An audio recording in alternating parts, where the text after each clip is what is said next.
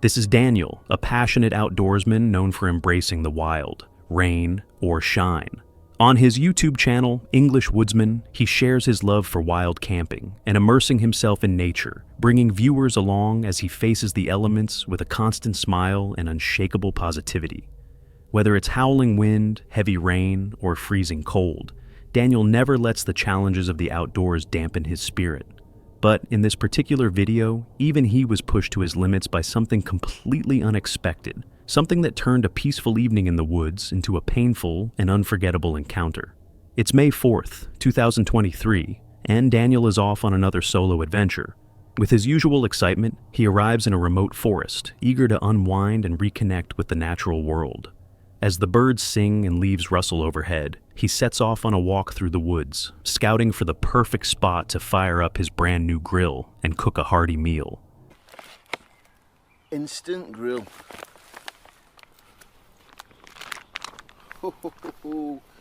Check out this. I hope this manages to cook my dinner, because that'd be one lump of steak going to waste. Oh, ladies don't want her. Oh, it's cooking it already. Look at that. There's a big difference already there. I'm starting to hear the juices drop off the steak and going onto the charcoal things. Oh, this steak is cooked perfect. Eventually, he finds a quiet clearing, sets up his gear, and cooks a sizzling steak over the open flame. The moment feels perfect, peaceful, calm, exactly the escape he came for. The sounds of the forest wrap around him like a blanket, and the scent of food lingers in the cool evening air. But as the sun begins its slow descent and golden light fades from the treetops, Daniel knows it's time to prepare for nightfall. He packs up his gear and makes his way toward a secluded campsite nearby. There we go.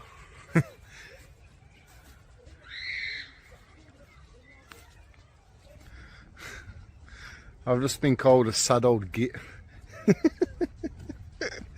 I'm only 40 years old.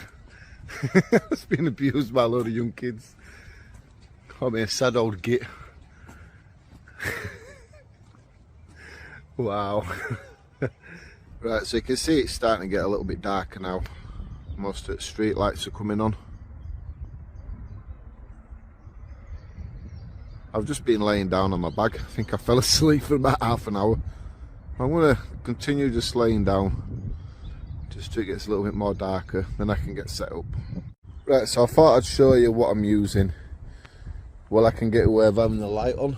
If it's too dark, I don't want to be shining my light, attracting attention at myself. So my Miltech bivvy. So then I've got my OEX 200 sleeping bag, my Flux 5.0 air mat, so that's supposed to give you some warmth. Although he couldn't settle in the exact spot he had initially planned, the area he found is still quiet and comforting. With everything set, he climbs into his sleeping bag, ready for a restful night under the stars. What he doesn't know is that something is about to break that peace in a way he never imagined. There's a massive deer just over there looking at me. Oh shit, it's running towards me.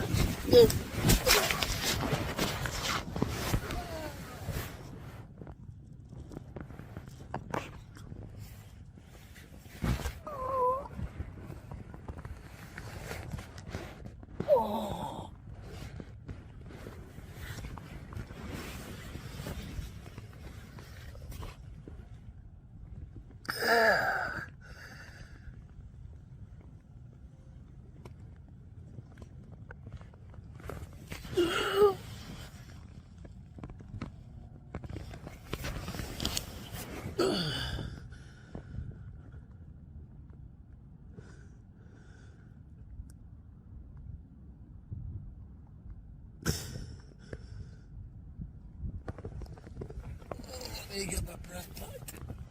Oh.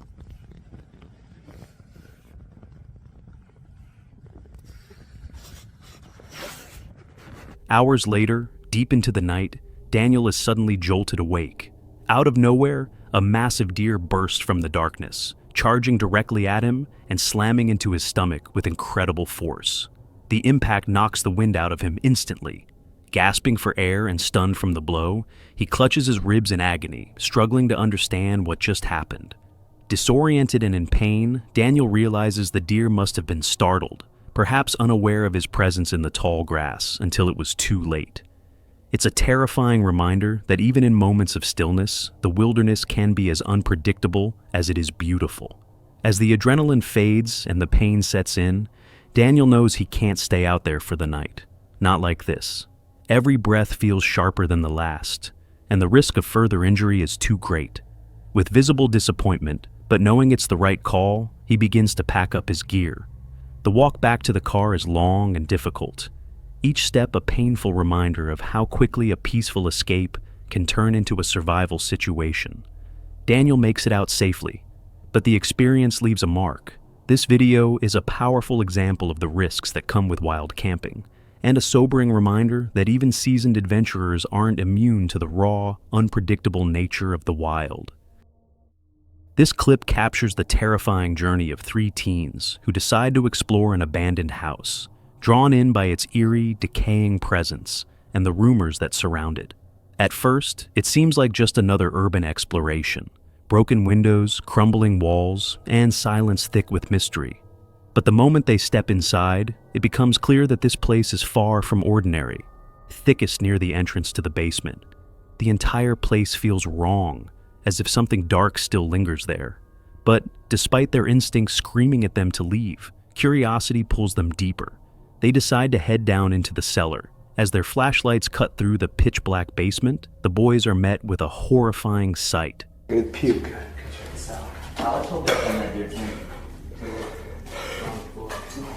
Whoa. Dude, you okay? Dozens of dolls hanging from the ceiling, each suspended by a noose around its neck. The scene is grotesque, surreal, like something from a twisted nightmare. The smell down there is even worse than upstairs, so overwhelming in fact, that one of the teens begins to gag, eventually vomiting from the stench. Panicked and horrified, they make the only logical decision: get out.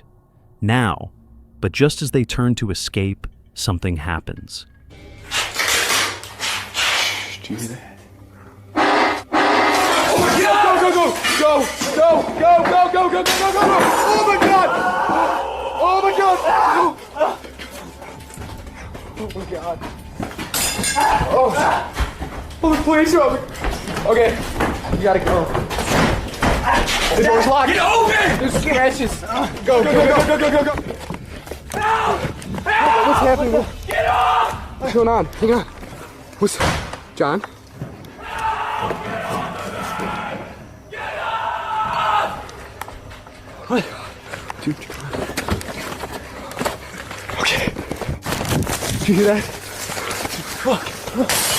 Oh my god. Oh shit. Who is it? Who is it? John. Oh my god. Go!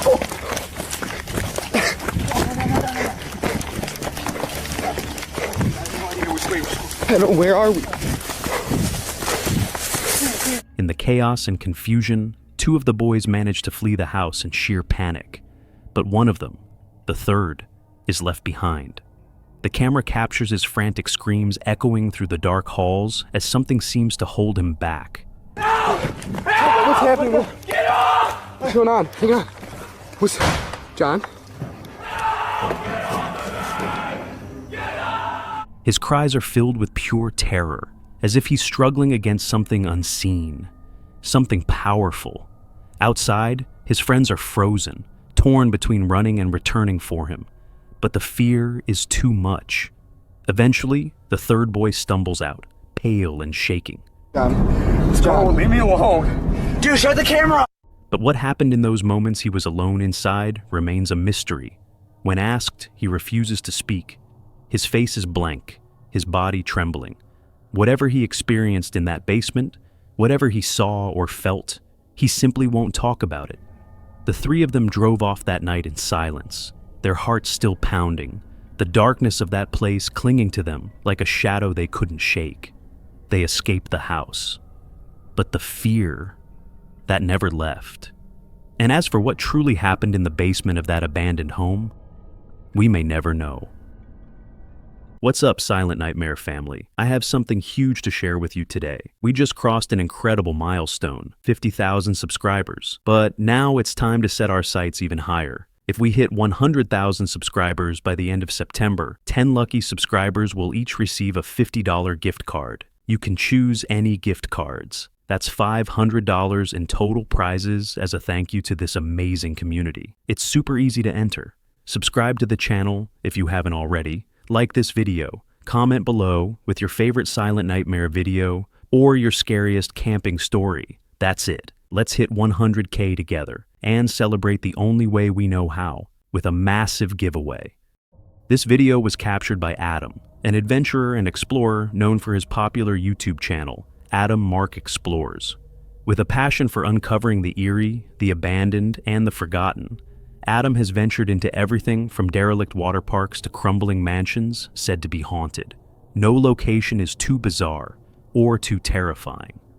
In this episode, Adam heads deep into the Scottish town of Annan to investigate the long-abandoned Central Hotel. Once a shining symbol of luxury, when it opened its doors in 1898, the hotel has since fallen into complete ruin, its grand halls now silenced by time and shadowed by chilling tales of paranormal activity. Locals insist the building is haunted. And Adam? He's determined to find out the truth for himself. It's May 14th, 2024, and with a mix of excitement and unease, Adam steps into the decaying shell of the Central Hotel. The moment he crosses the threshold, he's met with the overwhelming sight of destruction. And the stairs here. But what an entrance this is as well. Look at this, guys. Absolutely unreal. I am masked up, but check this entrance out. The stairs. We have a coffin down here. What the hell is going on? Mattresses, furniture, all been chucked down. Looks like there's been a fire in this place. Oh, it looks like there's a basement. Warnings on the side. Guys.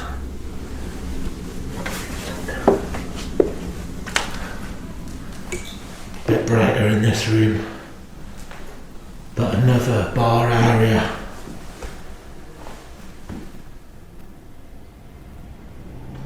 Hello?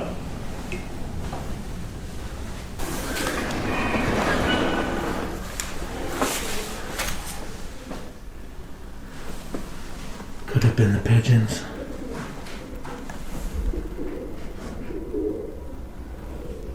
Hello?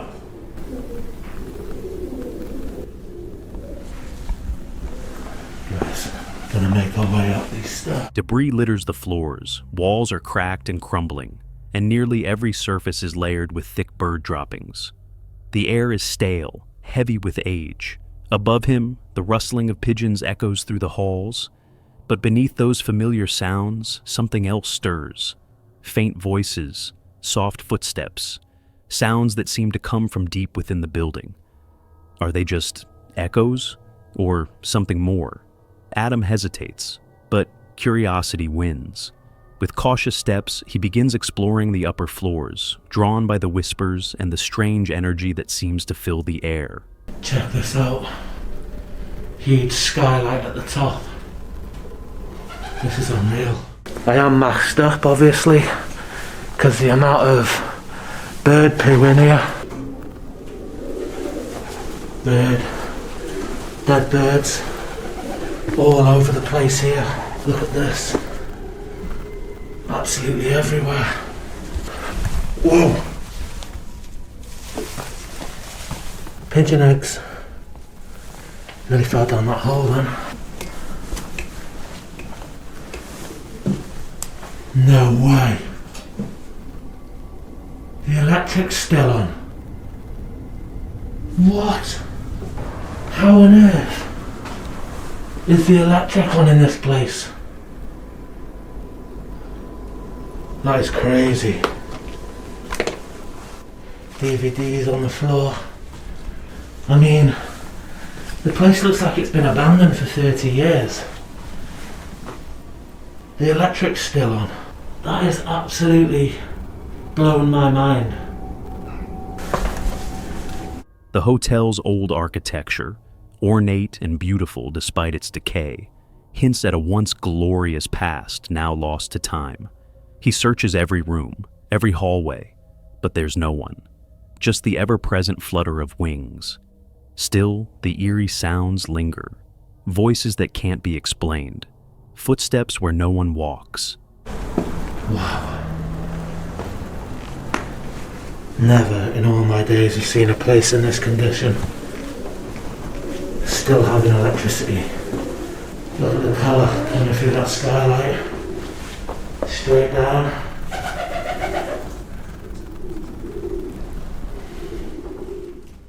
Okay guys, so we are on the bottom of the stairs now. We've got the spirit talker, we have a REM pod on the stairs, and we have cat balls heading down. We also have the music box set up next to the stationary camera there.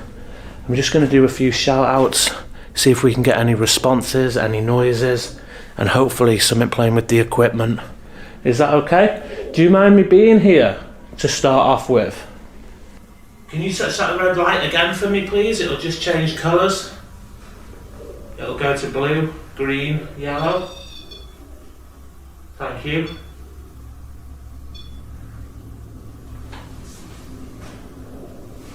Thank you for doing that. Can you do it one more time? Really appreciate. Determined to uncover what's going on, Adam returns to the main floor and sets up his paranormal investigation gear. The moment he asks his first question, his REM pod lights up, blinking and beeping with sudden energy. He's not alone. Adrenaline surges. The air feels charged, heavy. The silence has weight. Then, more footsteps and a voice. Clear, close, unmistakable. Chills run down Adam's spine. He freezes. Do you mind me being here? I don't believe anyone's tried to communicate with you before in this place.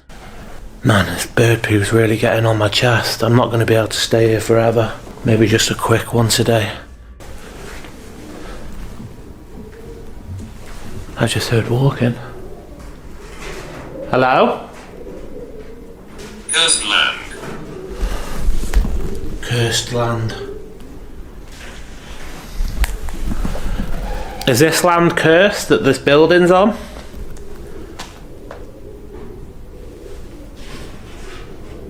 The fuck was that?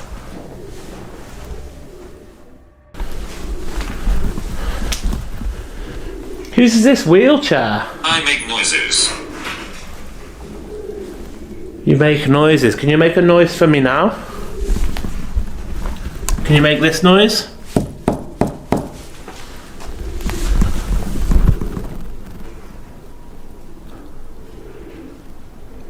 Can you do that for me?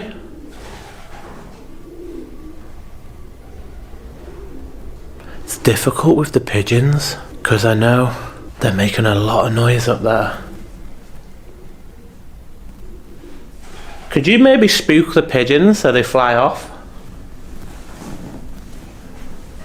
And it's a bit of an ass, that, isn't it? Can you scare some pigeons for me?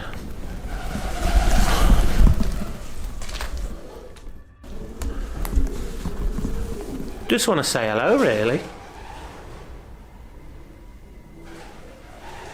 Would that be okay?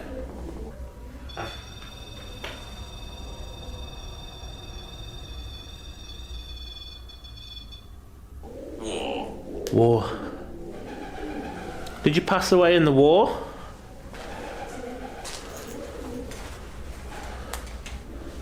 Were you a soldier?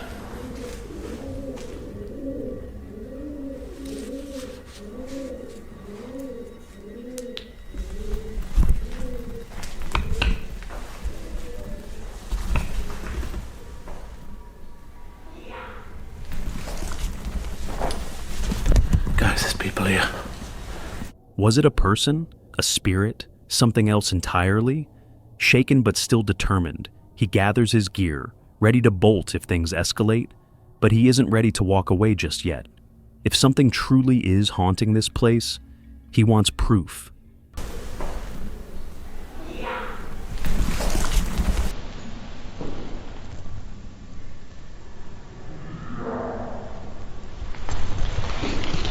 He creeps through the halls once more, the floorboards creaking under every step. Shadows seem to shift. Whispers dance just beyond earshot. But again, no one. Still, the sounds persist. With one final push, Adam sets up his equipment for a last attempt at contact. And this time, the responses are undeniable. The building itself seems to come alive, footsteps in every direction and doors slamming shut on their own. His heart races. The truth is clear. This place is haunted.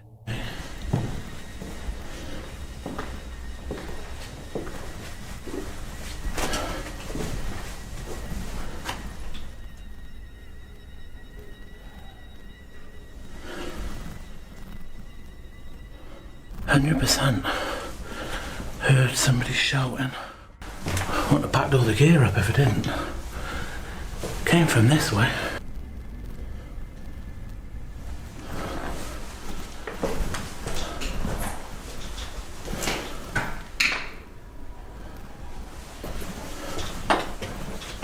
Maybe head down. Definitely heard it.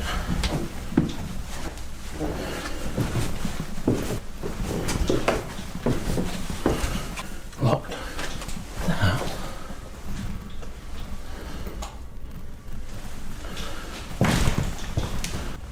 No way.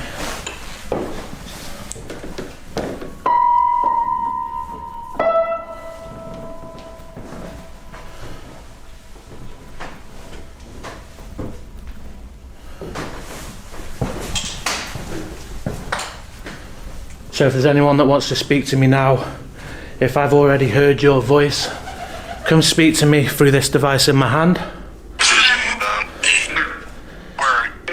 Word. Can you tell me who I heard shouting? Who did I hear? Can you tell me how many people are here with me?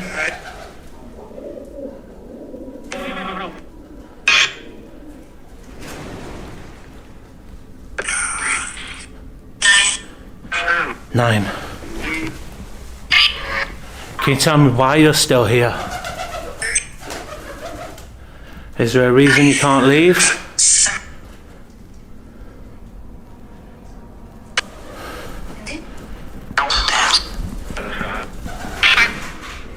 Can you tell me whose coffin that is and why it's here? Leave. Why is that coffin here?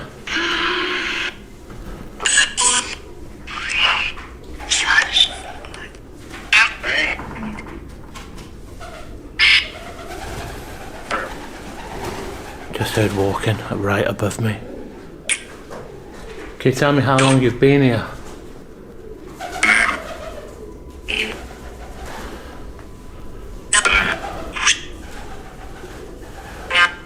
No.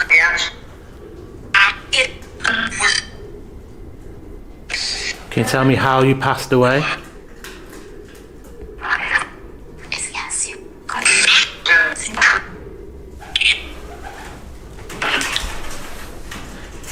How many people are here? I thought I heard 9, is that correct?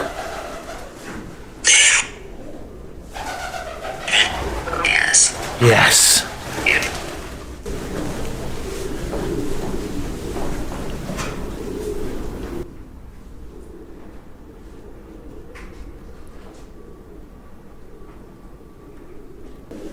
Right. Let me just head down these stairs.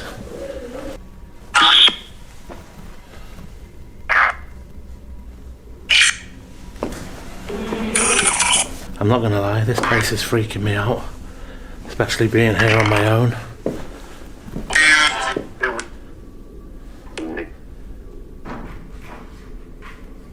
As the night draws to a close, Adam decides he's experienced enough. He gathers his things and makes his way out, his hands shaking, but his mind racing with everything he's just witnessed. As he steps back into the outside world, one thought lingers. There's still so much we don't understand about what exists between the living and the dead. This disturbing footage was captured by Ian, a rising ghost investigator known for exploring some of the most haunted places across the American Midwest. For years, his channel has featured chilling solo investigations into long-abandoned hospitals, prisons, and forgotten industrial sites. But nothing in his past experiences could have prepared him for what he encountered inside the Berlin Tannery, an infamous and decaying leather factory located in Wisconsin. The building was originally constructed in 1853 and operated for over a century before shutting its doors in the late 1980s. Since then, it has become the focus of countless local legends and ghost stories. Whispers of shadow figures, disembodied voices, and violent paranormal activity have surrounded the tannery for decades. Even more unsettling, the building now operates seasonally as a haunted house attraction. Its dark corridors are filled with mannequins, fake blood, and disturbing props, making it nearly impossible to tell what's real and what isn't. On a stormy night in June 2025, Ian entered the tannery alone to begin a full overnight investigation. Are there any spirits in here with me? Hello? If there's any spirits in here, my name is Ian. I heard that there is a portal in this building. Is that true? Oh my God. Who puts that there? Freaky nun. Got a feeling there's gonna be way more of those freaky decorations where that came from. Spirits down here? Could you make a noise?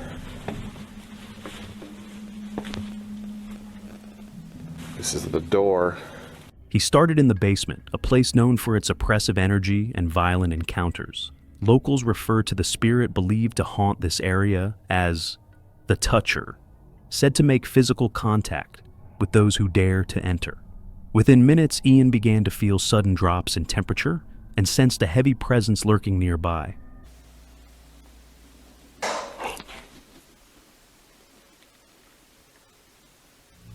I just heard a noise. And that means that could be anybody. That means it could be a little girl, a man, woman, or something darker.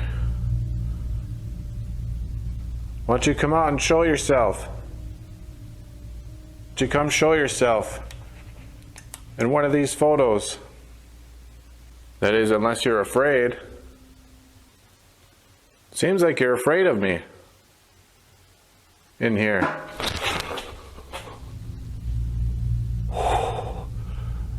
They seem like they didn't like that. Why don't you make that noise again?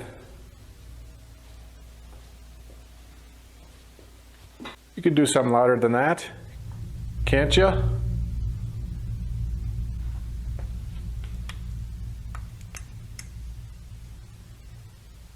Make another one of those sounds.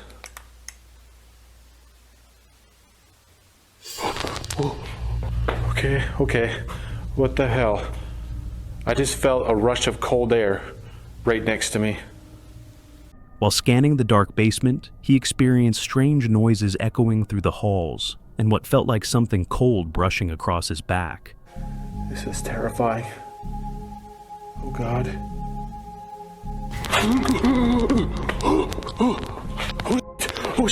Oh shit. All right, I want out of here. Dude, it just freaking touched me. I felt a cold hand run right up my back. Oh God, that was absolutely terrifying. What? That door just shut. Oh, oh no. I am not going to be stuck in here. Please. Oh, thank God. It just tried to shut me in here. Like, trap me. With it. Whoa. Oh my God. I heard a noise over there, and of course, it's got to be nearby all the scary mannequins.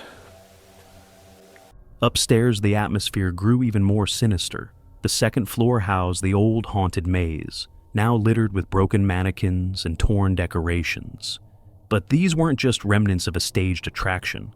Some of them appeared to move on their own. What the hell was that? It sounded like something moved over here. Did you just move one of these mannequins? Could you move one right now? Any one of these? No. Oh. Dude! That thing just freaking started rocking! Oh, no. Are you freaking serious? It had to be like one of the freakiest looking ones, too. It looks freaking demented. Oh, God. One of the ones back there moved. I freaking just heard that. Are these mannequins possessed? She just moved. She more than moved. She slid forward. Freakiest, eeriest things I've ever seen. One mannequin began rocking violently. Another shifted position completely, as if pushed by unseen hands. Ian checked for wind or slanted flooring, but everything remained still, except for the figures. Deeper into the investigation, Ian made his way to a narrow catwalk where a worker was believed to have died decades ago. Paranormal activity intensified. Whoa. Look at that. That's like a Ouija board. That is freaky. That trailer is a planchette. Dude, just imagine if that thing moved around like a planchette. Holy crap. Yeah, I don't use those things.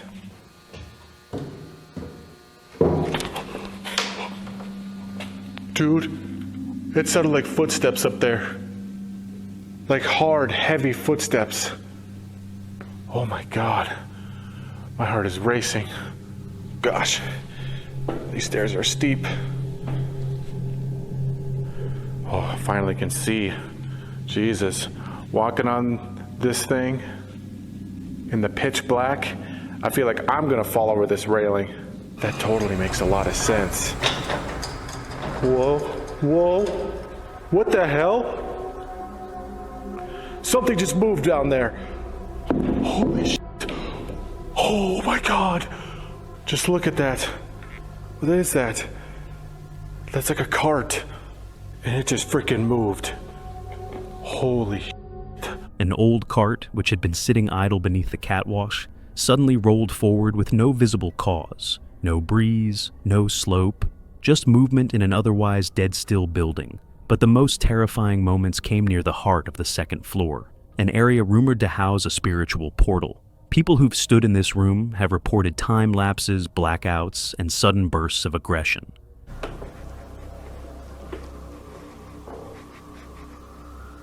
Anyone in here?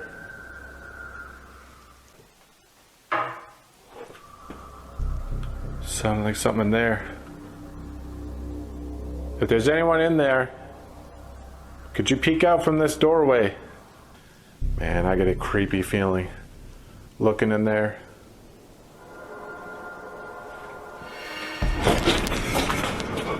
What the f was that? Something just went flying. Holy shit, holy shit, holy shit. They threw something off the table. Hello? It went over here. Somewhere over here. Whoa. Is that it? What the heck is that? It's like a severed hand. Oh God. Dude. This thing just went flying. Flying off of that table. Right there. Oh my God, dude, that's so freaky. Oh God. There's a dude hanging. Right there. Who just threw this hand? Are you some kind of poltergeist? That came through the portal? Whoa. Why are those moving? Those should not be swinging. Dude, it feels like I'm in a portal right now. I wonder if this is where it is. Jesus Christ. As Ian explored the space, multiple electronic devices failed without warning. A prop resembling a severed hand was thrown across the room. Then a dark figure appeared, just for a moment, in the corner of his camera's frame before vanishing. Whoa, got it to work. Whoa. Whoa. Oh my God. What the hell was that? Dude, there was a freaking shadow, like a floating shadow over there. It was over here, over by this wall. Who's there? Died again. That was an absolutely scary photo. See if it's in here. Hello? Oh God, this one is so claustrophobic. Hello?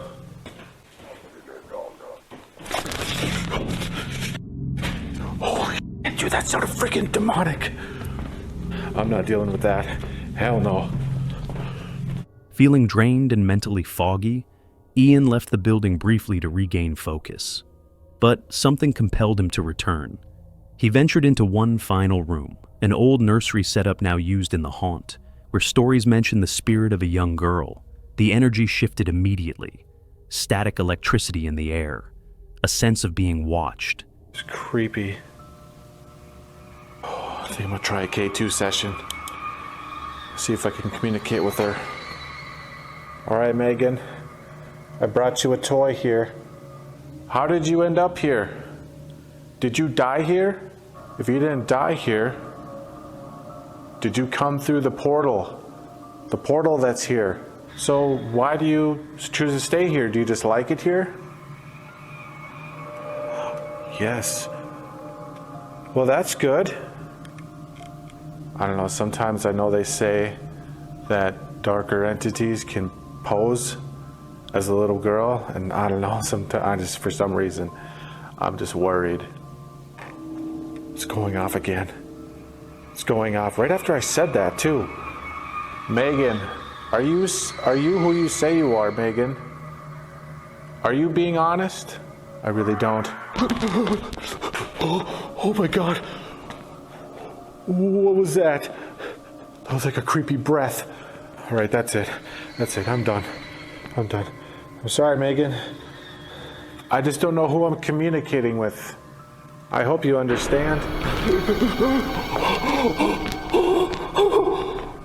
It's moving. It's moving. The freaking cradle is moving. Hell no. All right, I'm out. I'm done. And then, as he turned to leave, a small crib began to rock entirely on its own. That was the final straw. Ian ended the investigation and left the tannery for good, shaken, speechless. Whatever haunted that building wasn't just residual energy or harmless spirits. It was intelligent, aware, and possibly something much darker. The Berlin Tannery remains one of the most haunted and active locations Ian has ever visited. The evidence he captured, unexplained movements, objects thrown, and shadow figures caught on camera, suggests something within those walls is waiting, watching, and willing to show itself. This chilling clip comes from the YouTube channel Signs and Signals.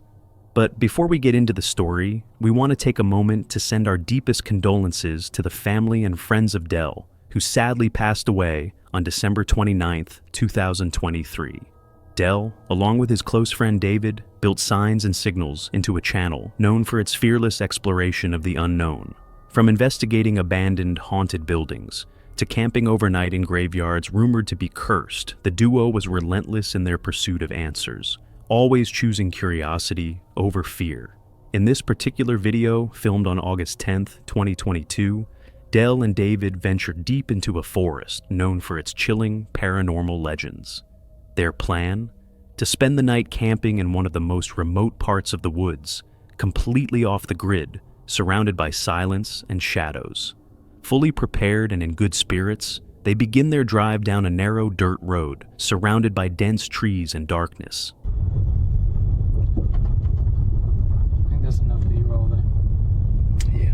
You don't want to waste up all the battery already. The camera's battery's getting What's that?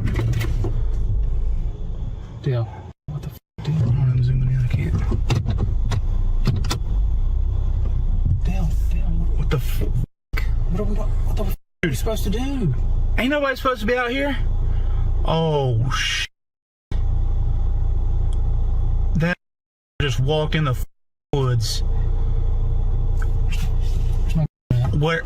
Where's the headlamp at?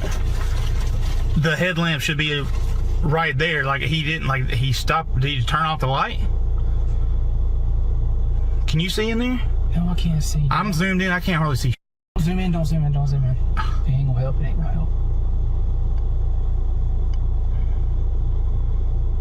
What the f? No one's supposed to be out here. What the f was that dude doing? Dude, he could be up in that right there right now. I can't see shit. I'm not rolling down this window. I don't see any light.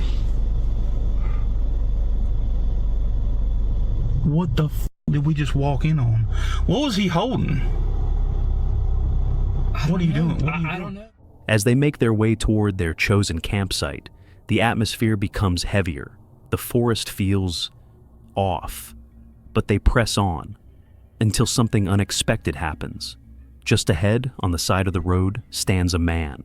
He's alone, motionless, staring, totally confused about why someone would be standing alone in the middle of the forest at night. Dell and David slow down, but continue forward. Turning around isn't an option on the tight road, and their only choice is to pass the man cautiously. Past it? No, it's right in here. Up in there. Oh, There's light. Is that him laying on the ground? No, he threw the light on the ground. He threw that damn light on the ground. Where's the light? What are you walking down the window, dude? You can't. Are you serious right now, Dale? You can't see it. I thought I heard something. That light's just sitting there. He threw it down. Hold on. Hold on. You might need help. Hello?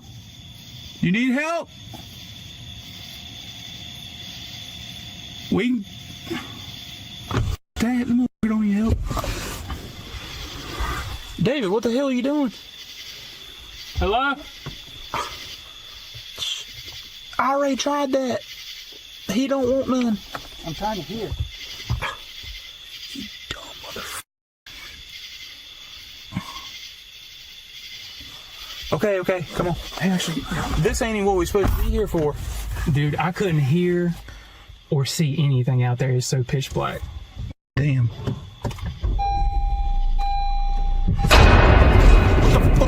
Dude, go! Fuck. Dude!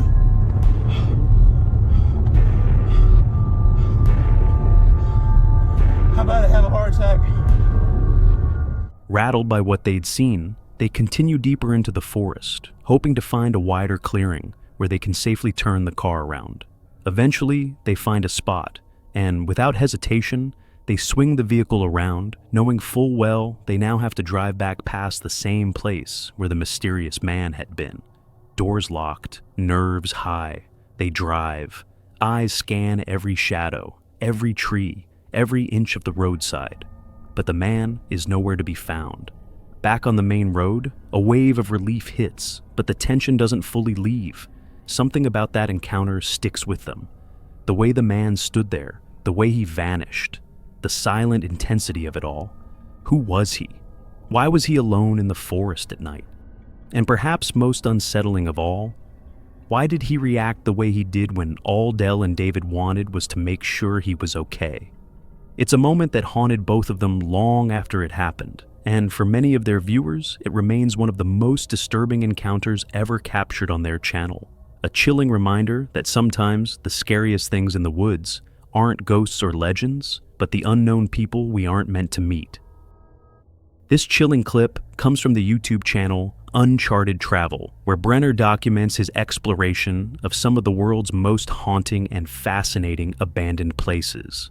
With every video, he brings viewers face to face with the eerie beauty of decay, crumbling walls, forgotten artifacts, and locations seemingly frozen in time. While his channel isn't always focused on the creepy side of things, sometimes, the darkness finds them anyway. In this particular adventure, Brenner is joined by his friends Dan and Jaden as they set out to explore the Gundry Glass Children's Asylum, a long-abandoned medical institution located in southwest Baltimore City, Maryland. Built in 1880, the facility once cared for children in need, but over time, whispers of abuse and neglect began to surface. After an official inspection revealed disturbing practices, the institution was permanently shut down in the early 2000s. Today, it stands in ruin, a place of sorrow, mystery, and paranormal speculation.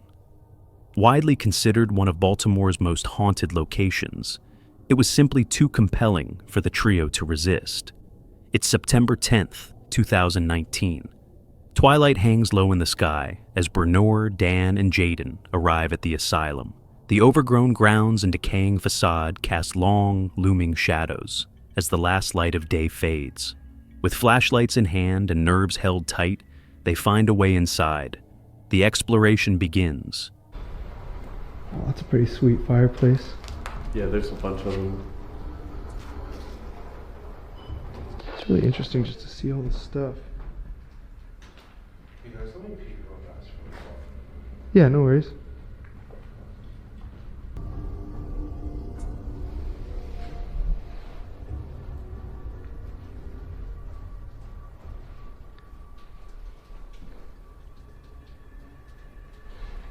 This place is creepy at night.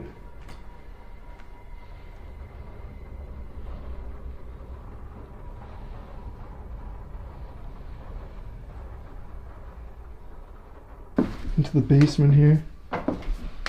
Still have this nice wooden banister. Oh, like room with Christmas decorations, like.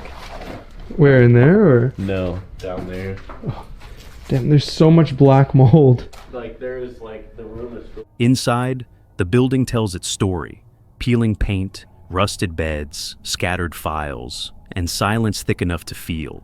Room by room, the team uncovers haunting reminders of a once bustling institution. There's a strange beauty in the decay, a quiet reverence for what used to be. But as they push deeper into the asylum, the mood begins to shift. That's when they find it. There's an interesting find in here, and it's fresh. Like really Oh, it fresh. smells. Yeah, look on the floor. Oh, is that a cat? Yeah, it's fresh. Oh my. Oh, I wonder. It just came in here. It's Probably got got a trapped. So No, it's there's some. a window over there. Oh. It's open. Oh, it reeks though. But Yeah, that's I couldn't sad. figure. I didn't notice it at first. I was walking around it, and I was like, "It smells like fish in here," and I couldn't. I thought maybe there was just like leftover. And I looked Yeah. on the ground, and there. Damn. I almost stepped on it. Oh. I thought it was just like a Yeah. piece of clothing. I mean, it looks like a piece of clothing. That cat's fresh though. Like it's. Yeah, oh, it smells fresh. It hasn't started decomposing or anything. Poor guy. Oh, I'm not going to spend too long in here because the black mold is just almost unbearable. So you can see this room is really decayed. After hearing several questionable noises coming from the upper floors of the building, we decided it best to stick together while exploring, at least until we could be sure that we were alone. I love the wooden railings though.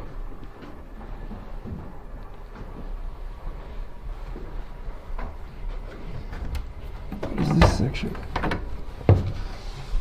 Oh, this leads up. This is a stairwell up to the next floor. The corpse of a dead cat, lifeless and rotting in one of the dark hallways. The sight alone is enough to send a wave of unease through the group. But before they can even process what they've found, they hear it. A noise, a faint shuffle, then a thud. Somewhere upstairs. They freeze. Every hair on their neck stands on end. Were they really alone here? We can check out the other wing in a sec. I just want to get through these rooms if that's okay. That's fine. I think this room connects. What? Did you close that door? Pardon? Did you close this? Not like that, no. Um, I closed the wooden door, but I didn't close the white door. Does the white door move on its own? no. I don't think. There's no way. There's no wind. I mean, well... Maybe. But it was like, yeah, it was like wide open like that. It was going to swing from that way. That's bizarre. One or two more, I think. Just hope we don't run into anyone. There's another. This fireplace looks like it's made out of stone. Marble. Oh yeah, that's solid marble. Yeah, that is. It's Very- multiple pieces though. I think no, this is one piece. That's nice though. Yeah, it's a very, very rich building. Oh, look, this door's very grimy. Oh, this looks modern compared to the rest of the place. Yeah. Oh, that's creepy. I've never been in this part. Oh my god. There's like dolls, yeah. There's a room full of toilets.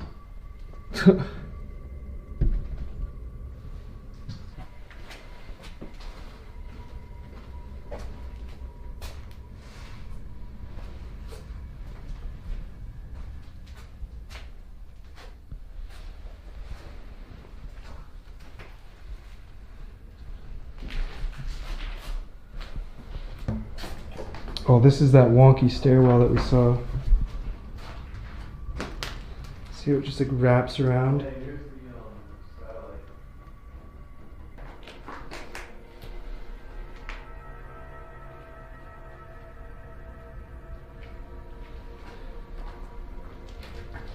Here's the room. It says Yeah, I saw on the door there it says stay out.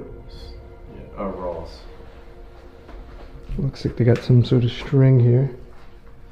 This probably just would have been, yeah, somebody's room. These people were relatively tall because you can see they had some crayon drawings here and on the wall there. And then there's a sticker that says you have a friend in Jesus.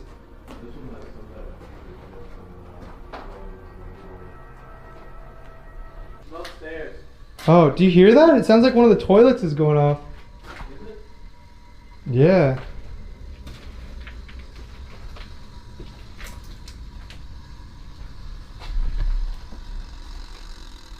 Oh no, it's a timer. What the?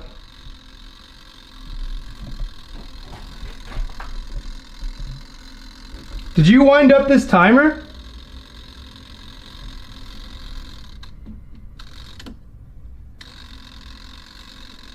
What the hell?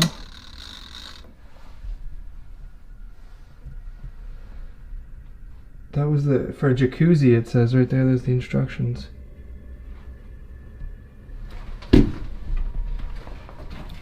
Did you wind up the thing for the jacuzzi?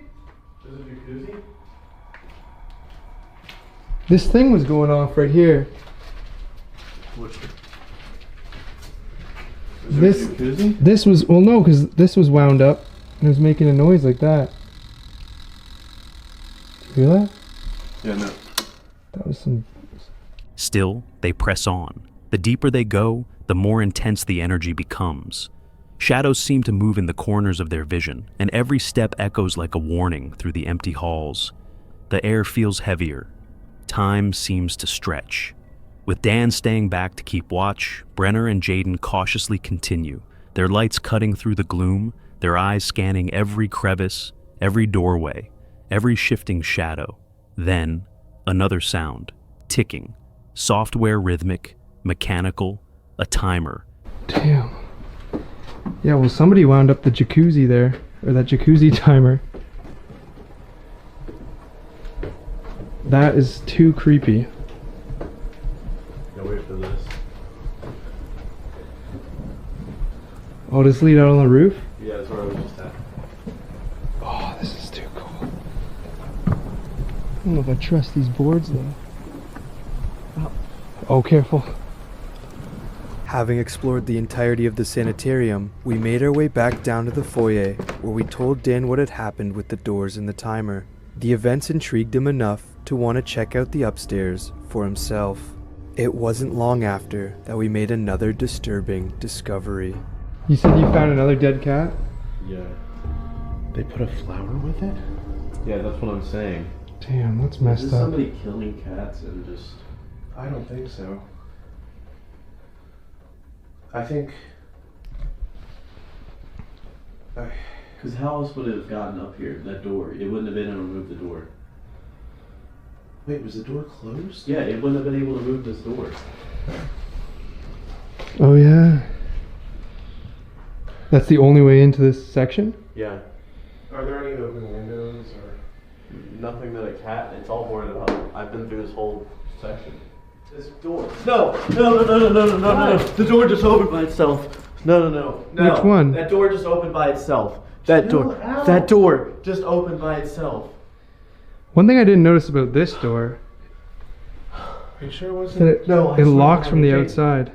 Calm down. There's no one in here. It opened by itself, Dan. I'm standing right there and it opened. It opened up and there's no wind up there. Like, I swear to God. Alright. Let's chill out. We'll go check it out in a sec. Yeah. Just chill out. Don't worry. I'll go first next time. Hello? I'm coming to hang out. Oh yeah, the door's wide open. Yeah, it opened and it doesn't close. That door doesn't move. It has to be pushed. Like, try to close it. I just saw the door right. That door? Yeah, the dolls moved around in that room over there. Yeah, swear to God, they're moving. They're in different places Yeah, than I when we don't were like just this. there. I don't. Did you not bring them out? What? I'm not touching that. It's moving around. Dan. Oh my God. Why are you gonna go grab it? Dan, look. I'm not staying here. Yeah, you're getting big readings over here, Dan. I wonder why. Oh my God. Dan. Are you filming this? Yes, I am. Dan. Oh. I still hear a woman talking.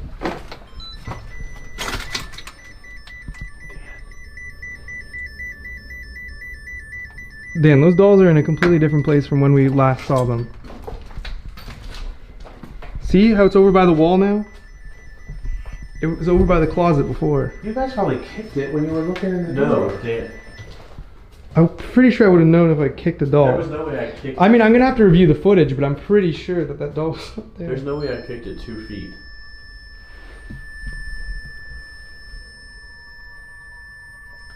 This is where we should do it. Do you hear the woman? Do you hear the woman again? Let's go grab. But that door's moving though, so that's also a hot spot. They've seen enough, every floor explored, every decaying corridor walked. But the feeling that they're not alone refuses to go away. Whispers of movement, shifting air, the sound of their own breath catching in their throats. With their nerves frayed and adrenaline wearing thin, the trio agrees. It's time to leave. Retracing their steps, they navigate the dark hallways once more. Their footsteps echo ominously against the crumbling walls. And when they finally step outside, the fresh night air hits them like a wave of relief. But that relief is short-lived. Even as they reach their car and drive away, they can't shake the creeping feeling that something is still with them. The asylum, though abandoned, felt anything but empty. They went in searching for the past, but they left with far more questions than answers. This next video comes from the YouTube channel The Bearded Explorer, where Colin documents his passion for uncovering forgotten and abandoned places across the globe. With every exploration, he digs deeper into the secrets hidden in derelict structures, places long left behind, but never truly empty. In this particular clip, Colin is joined by his friend Lee as they venture into a chilling location that holds a dark reputation in the local community. A long-abandoned farmhouse, once owned by a man remembered not for his hospitality, but for his cruelty. According to local legend, the former owner of the farm was known for his inhumane treatment of animals. The abuse was so severe that it eventually drew public outrage, leading to complaints and investigations that forced him to shut down operations and abandon the property. But the story doesn't end there. Many believe his malevolent spirit never left. It's October 5th, 2020, and as Colin and Lee step onto the overgrown grounds of the desolate farm, the eerie silence of the area sets the tone. Once they manage to get inside the main house, they're struck by the remnants of a life frozen in time, furniture still in place, dishes left behind, and the faint trace of a once busy home now rotting into obscurity. I wonder how many years that's been there for. I think this is the kitchen. Yeah, this is the kitchen, the first room we come into. Look at the old cast iron cooker over there. God, there's a lot of stuff in here. So we've got a room here on the right. I think this is like a larder. Wow. Look at all these cups hanging up on the shelf still. All the cutlery in here, it's not been used for years. We've still got some spices.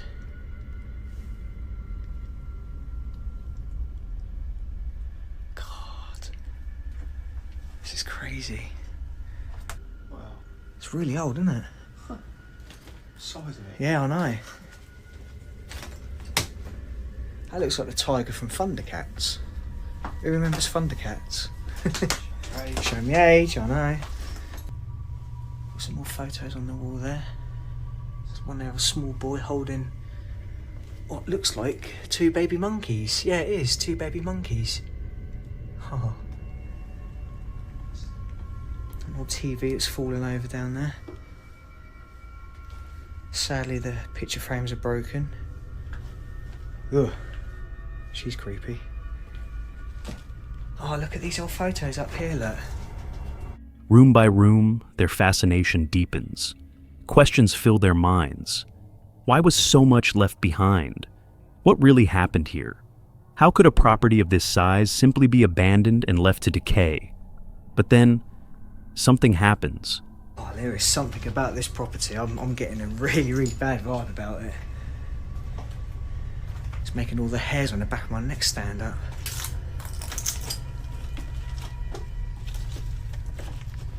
You still down here, Lee? Yeah, I'm gonna go on upstairs. Oh, what a mess.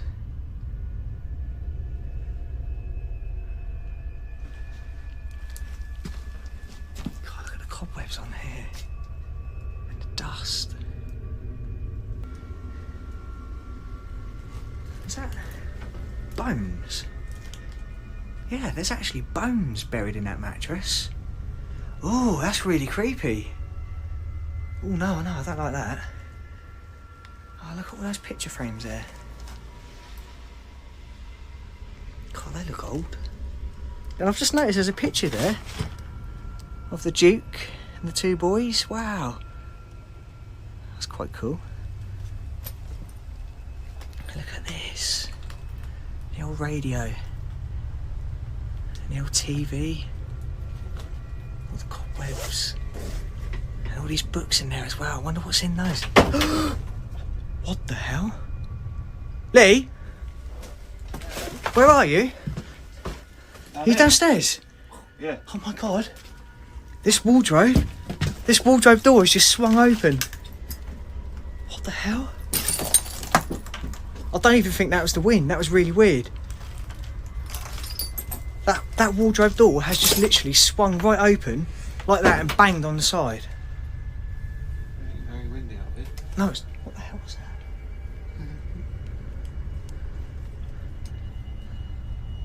Oh my God, that was really scary. I don't get scared very... As Colin makes his way upstairs, a loud bang echoes through the house. A wardrobe door has slammed shut. There's no wind, no movement. Nothing that could have caused it. The atmosphere immediately shifts. The air feels heavier. The silence, more intense.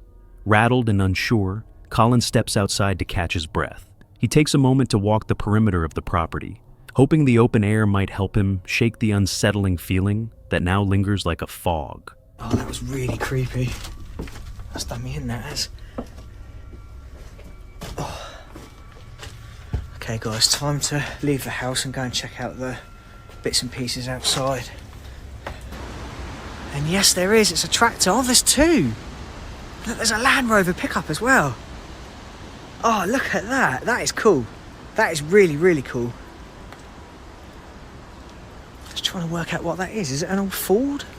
The rest of their exploration passes uneventfully, but the incident with the wardrobe door remains at the forefront of their minds.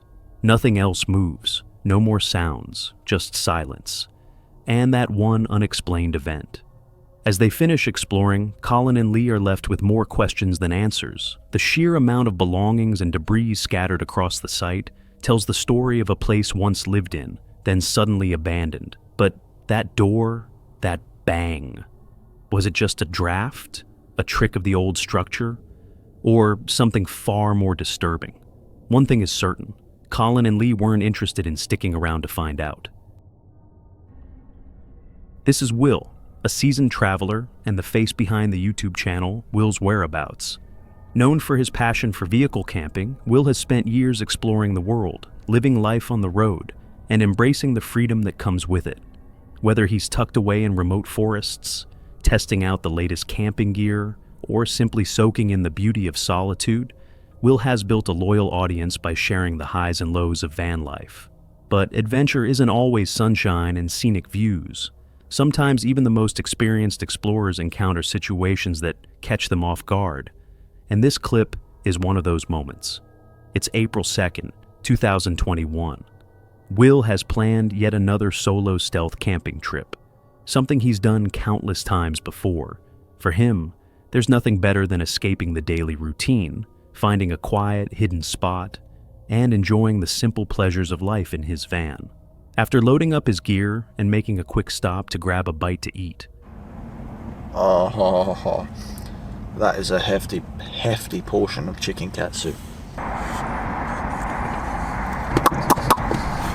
Delicious. I use the app Park for Night, and I actually have found a really cool, quiet, secluded parking spot only a couple of minutes drive away, which is right next to a lake, and it's completely free, I think anyway. So I figured, why not head there? I can wake up in the morning, in the middle of nature, listen to the sound of birds and hopefully some fish swimming, even though I don't know how you could hear that. So yeah, I think that's what we'll do. We'll head to a nice foresty area and stay there for tonight.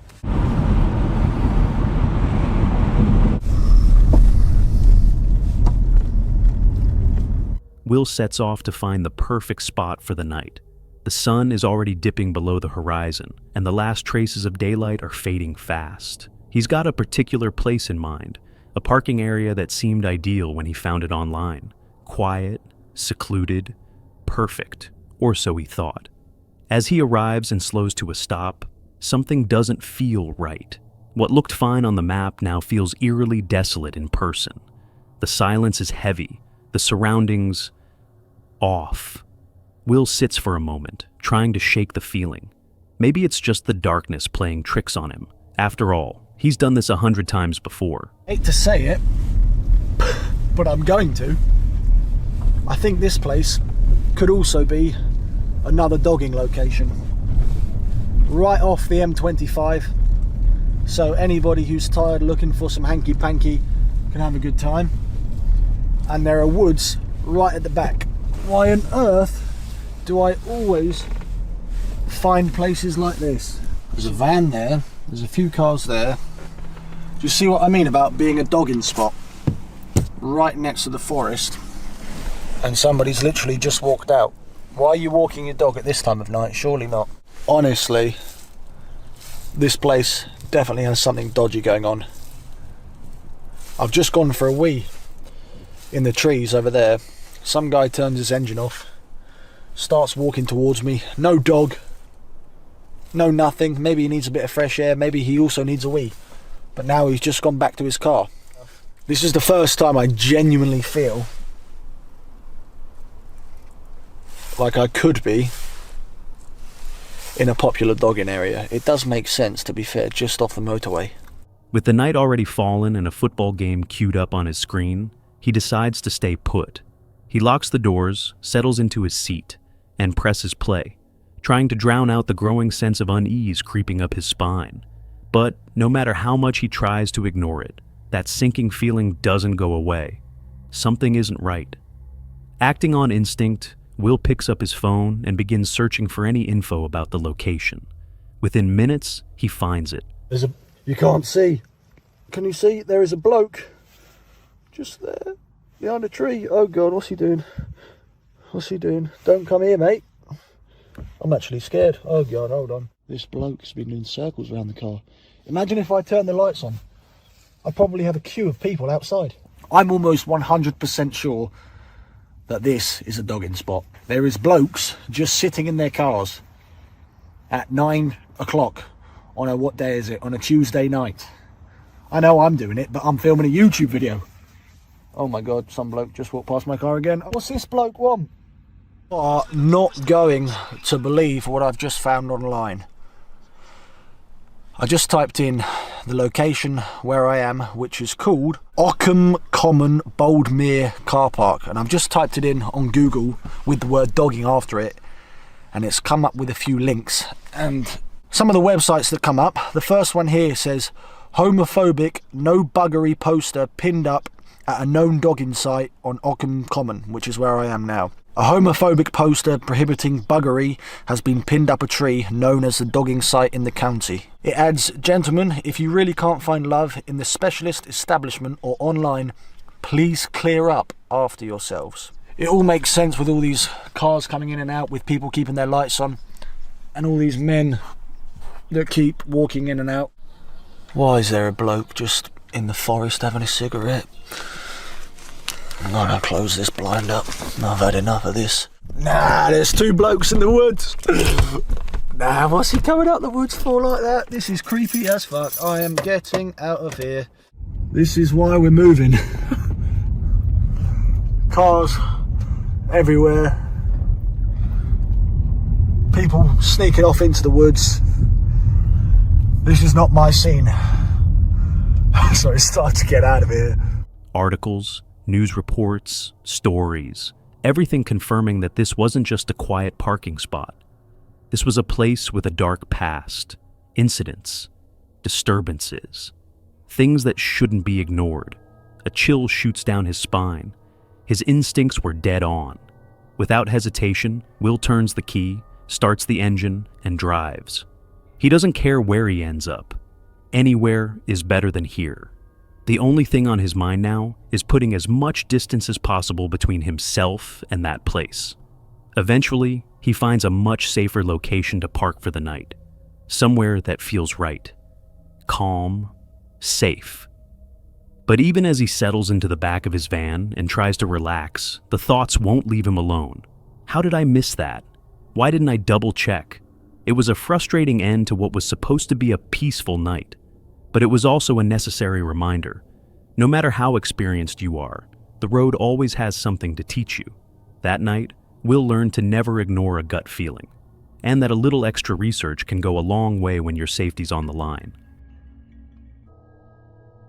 This eerie footage was captured by the team behind Ghost Theory, a channel known for uncovering the truth behind haunted locations, disturbing myths, and chilling urban legends. Over the years, they've explored everything from forgotten hospitals to cursed woods, but nothing prepared them for what they would face inside a seemingly ordinary house in one of England's wealthiest areas. On the surface, this property looks like a dream home, modern design, luxurious interiors, and a history tied to a man who worked in the oil industry. But behind its polished appearance lies a mystery that's been quietly festering for over a decade. Abandoned in 2015, the home still contains furniture, family photos, even a fridge full of food, frozen in time. But something about it doesn't feel right. It's too intact, too untouched, and perhaps too aware. The team arrived during the day, hoping to uncover the truth behind the house's sudden abandonment. Almost immediately, they noticed strange things. Every light in the house was already on. The front door was open. Nothing was locked. Inside, the house looked lived in. Yet no one had lived there in years. The mold, decay, and cracked walls hinted at time's passing.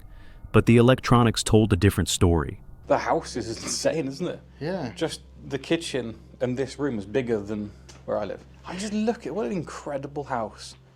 It's absolutely astonishing, isn't it? Oh yeah. In perfect condition as well. It's like it's not even been abandoned. And then all the mould all over the walls, look. We'll look around the upstairs, and it really was hard to believe that it was actually abandoned. Other than just a bit of paint, peel and mould, it looked in perfect condition, as if the people literally just walked out the door yesterday. Just come in here to have a look, just to make sure. It only looked like a tiny room from out in the corridor, but we've just seen this, and this, you get a lot of sensitive people saying it's not abandoned, you shouldn't be walking around there, but this proves this is definitely an abandoned house. I mean, we know it is anyway, but this is the proof for you guys, because no one's living here, are they? As they explored deeper, things only grew stranger. A locked-off camera captured a stereo, turning on by itself. Even though no one was in the room, the lights flickered, metallic creaks echoed through the halls. In the silence, they began hearing faint footsteps, some above them, some below.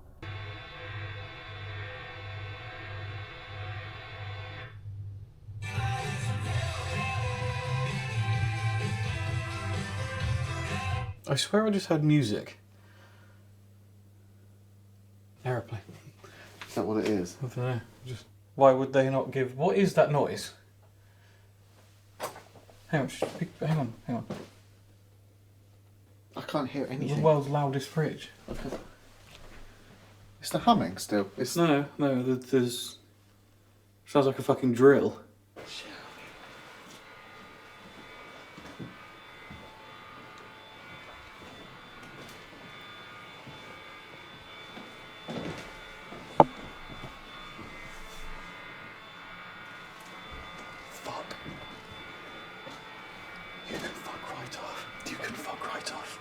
You can actually fuck off.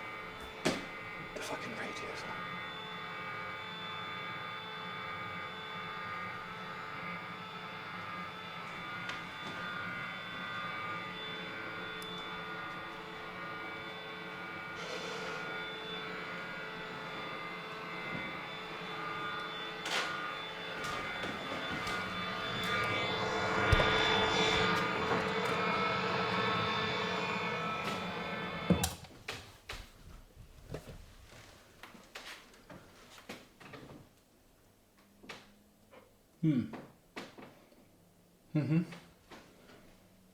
On camera.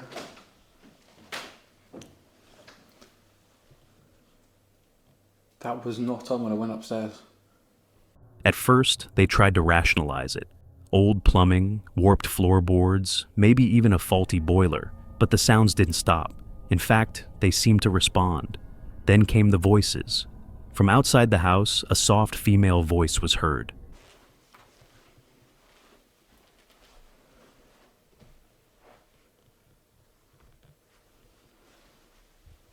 Why is there light down there?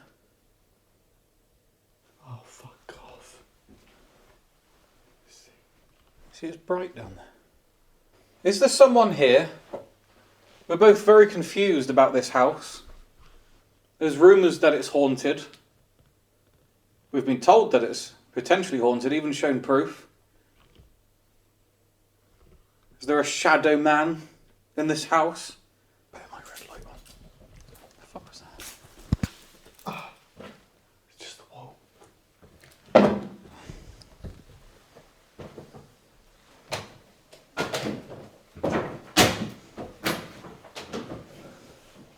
Fucking wow.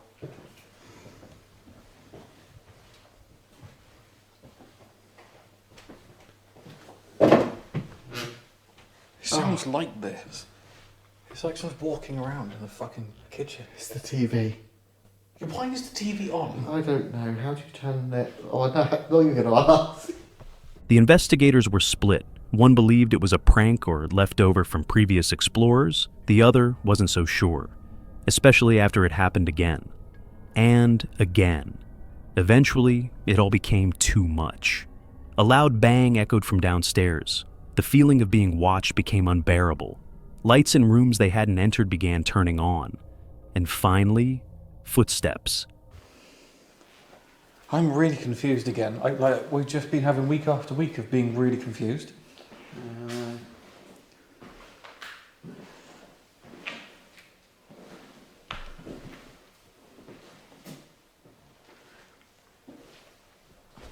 Well, last time I mentioned a shadow figure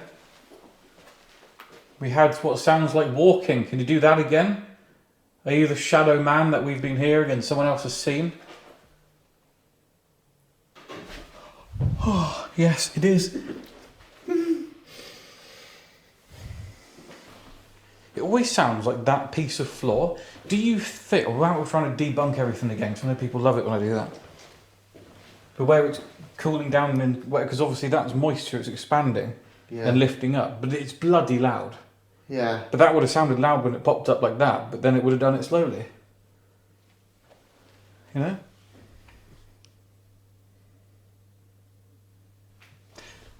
TV's off.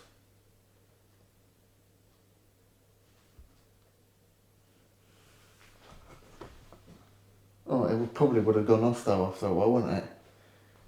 Heavy, deliberate footsteps on the wooden floor, coming closer. Terrified and completely shaken, the crew rushed to gather their gear. Even their jokes couldn't mask the unease they felt. Something was inside that house with them. Something they couldn't explain. Later, while reviewing the footage, they confirmed what they had feared. Multiple electrical devices turned on by themselves, not once, but several times. Footsteps were recorded in empty rooms. And that stereo, it didn't just power on. It changed stations, as if someone was adjusting it manually. Skeptics might argue this was just faulty wiring or the house settling. But the ghost theory team knew better. The timing, the sounds, the voices, none of it felt random. It felt calculated, intentional. To this day, no one knows why the owners left such a valuable home behind. No one knows who or what was watching from the shadows that night. But one thing's certain, they weren't alone in that house, and whatever was there, it didn't want them to leave. Meet Jason, an avid outdoorsman with a deep passion for adventure and exploration. Through his YouTube channel, Exploring Intuition, he once shared captivating journeys into remote forests and forgotten places. Though he hasn't uploaded in over 2 years, his archive of daring expeditions continues to draw curious viewers. But in this particular clip, what began as just another peaceful solo camping trip quickly took a turn into something far more disturbing. It's April 19th, 2020. Jason arrives at Shawn State Forest, eager to spend the night completely alone, deep in the wilderness. With his gear packed and spirits high, he sets off on a hike toward a remote spot he knows well. Towering trees sway gently in the breeze, their leaves rustling softly as birds call in the distance. The tranquil, almost hypnotic atmosphere feels perfect. But as Jason reaches his chosen campsite, something shifts. He pauses. A strange uneasiness creeps in. Hey guys, so I was just getting set up here, and I heard some gunshots off in the distance, and some people. It's kind of far off, but you know, the people I can handle. This is a public area after all. Gunshots not so much, you know. I'm hoping those just stay where they're at. But I'm gonna continue setting up camp and have a quiet evening, hopefully. Okay, so first thing I'm gonna do, guys, is run a ridge line for my tarp. I got a little toggle on the end of this, guys. I'm not the best at knots by a long shot, but I like to use toggles.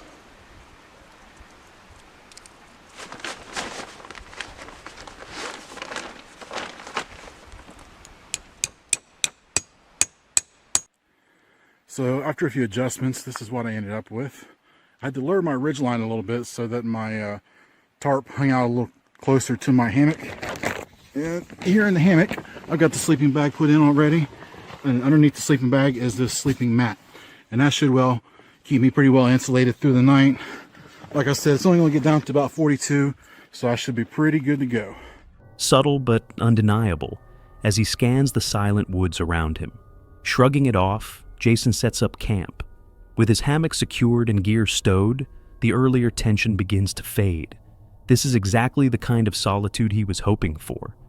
As dust settles over the forest, Jason turns his focus to collecting firewood. The cool night air is creeping in, and a fire will bring warmth, light, and comfort. But just as he's lost in the rhythm of his task, something breaks the calm, a sound. At first, it's just barking, something Jason's heard on many past trips, likely a few dogs in the area. But then the sounds stretch and twist. You hear that? It's a coon dog, I think. That noise I've been hearing, I think it's people out doing some coon hunting. I think, even though it's kind of early in the day to be doing some coon hunting, I think normally you do that at night, but I'm not an expert. That's what it sounds like to me. Hopefully they don't come back this way, but if they do, I guess they do. We'll have to deal with it. They won't find no coons around here because I've been scaring them away.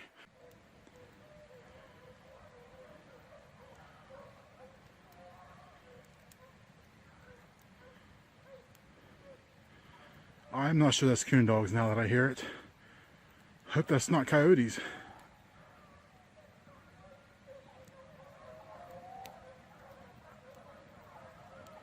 Well, I am armed just in case, so I guess we'll see what happens. Part of the fun of being out in the wilderness by yourself. The barking morphs into long, eerie howls, overlapping and echoing across the darkening forest. The tone isn't right. It's haunting, almost coordinated. A pack. Jason freezes, his senses heighten, ears straining to pinpoint the direction of the howling. These aren't ordinary dogs. The cries sound more like coyotes. Or something disturbingly close. A chill runs through him. He's not defenseless. Like most solo campers, he carries protection, but using it is a last resort. This trip was meant to be an escape, not a night of survival. Taking a steadying breath, he reminds himself, coyotes rarely approach humans unless starving or provoked. They're probably just communicating. They're not after him. Pushing the thought away, Jason returns to his fire. The flickering flames bring some comfort, casting warm light against the encroaching night. Those sound more like wild dogs to me. I don't know what they're going on about. They sound like they're just on the other end of the holler, so I hope they stay there. One dog's not too bad to deal with, but 8 or 9, that could be a problem. So tonight on the menu is going to be some North Atlantic cod. Hopefully it won't attract those hounds in, but sometimes you got to do what you got to do. I don't have enough to go around. They're just going to have to go without for tonight. Well, it sounds like those dogs are getting closer. I might have some trouble tonight. I may have to stop cooking.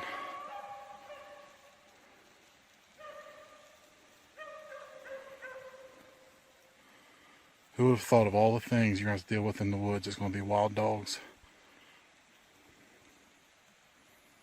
He begins preparing his dinner, the simple task, a welcome distraction from the tension lingering at the edge of his thoughts. But just as he starts to relax, the howls return. Closer. Now, no amount of reasoning can shake the dread settling in his chest.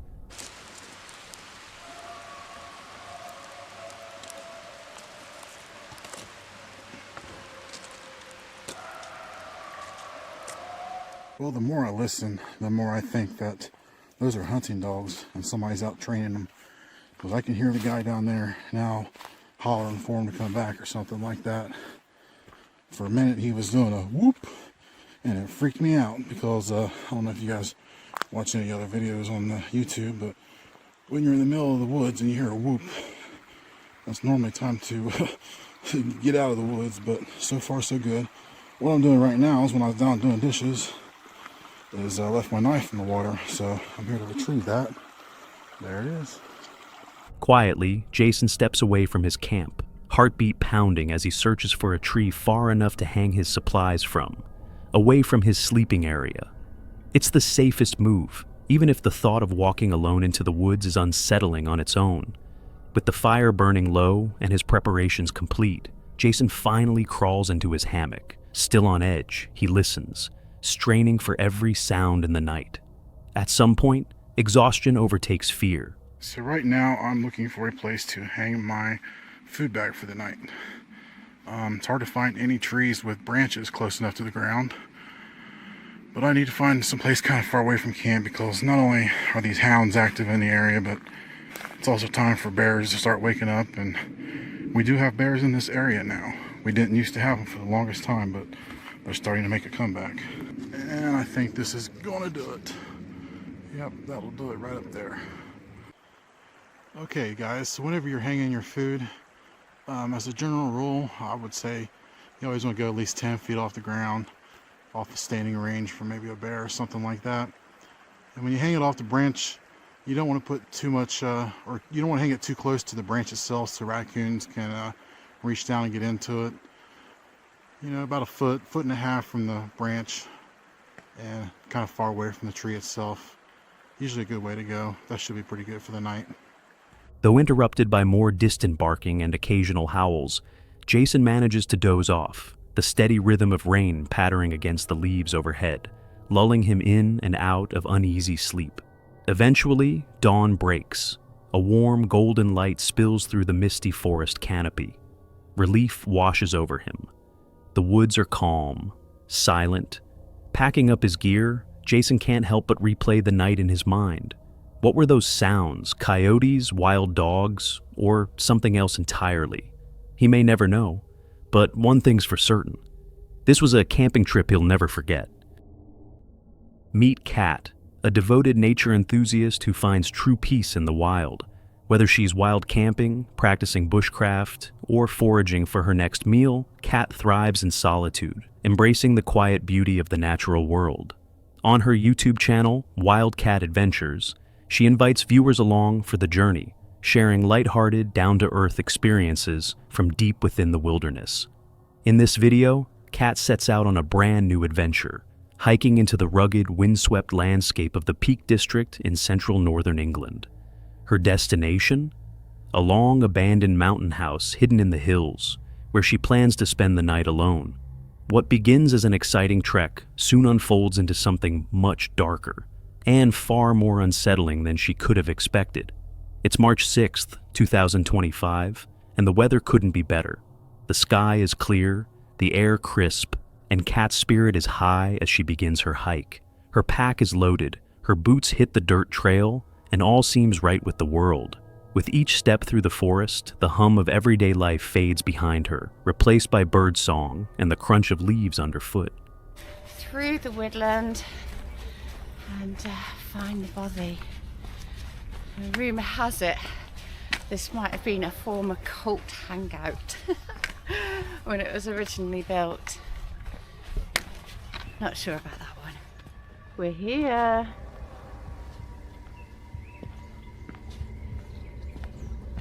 Got a few holes in the roof. A bit ominous, doesn't it?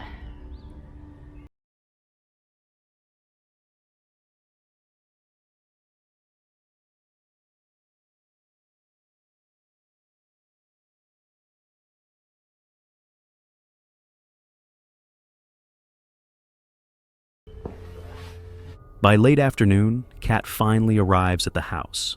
Nestled among the trees and moss-covered rocks, it looks every bit as eerie as it does enchanting.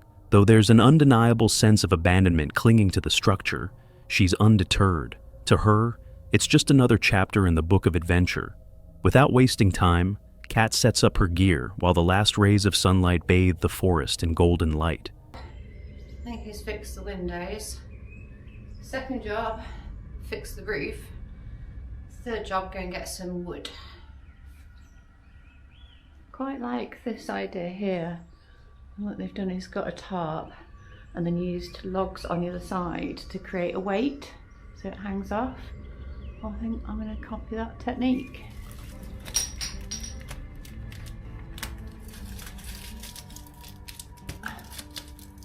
Okay, so I've hung that off the main rafter and then I'm going to bring it over the roof.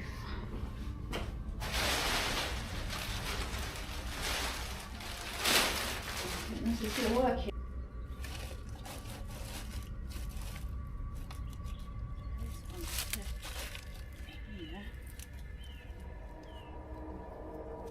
That's not looking too bad, is it? That will do for the night. The fire is soon crackling, the warmth pushing back the encroaching chill of night. As she settles in with her dinner, a quiet peace washes over her. The isolation, the flicker of the flames, it's exactly the kind of escape she craves. But as the shadows grow longer and the temperature drops, something begins to change. Go on the fire and eat my dinner.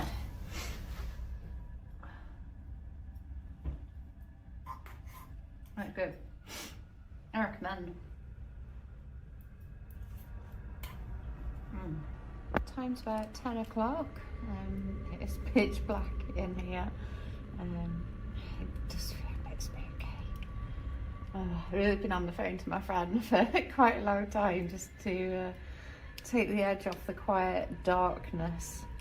It's a good job I'm used to this stuff, because I would freak the hell out otherwise. I don't recommend this place if you're a first time camper.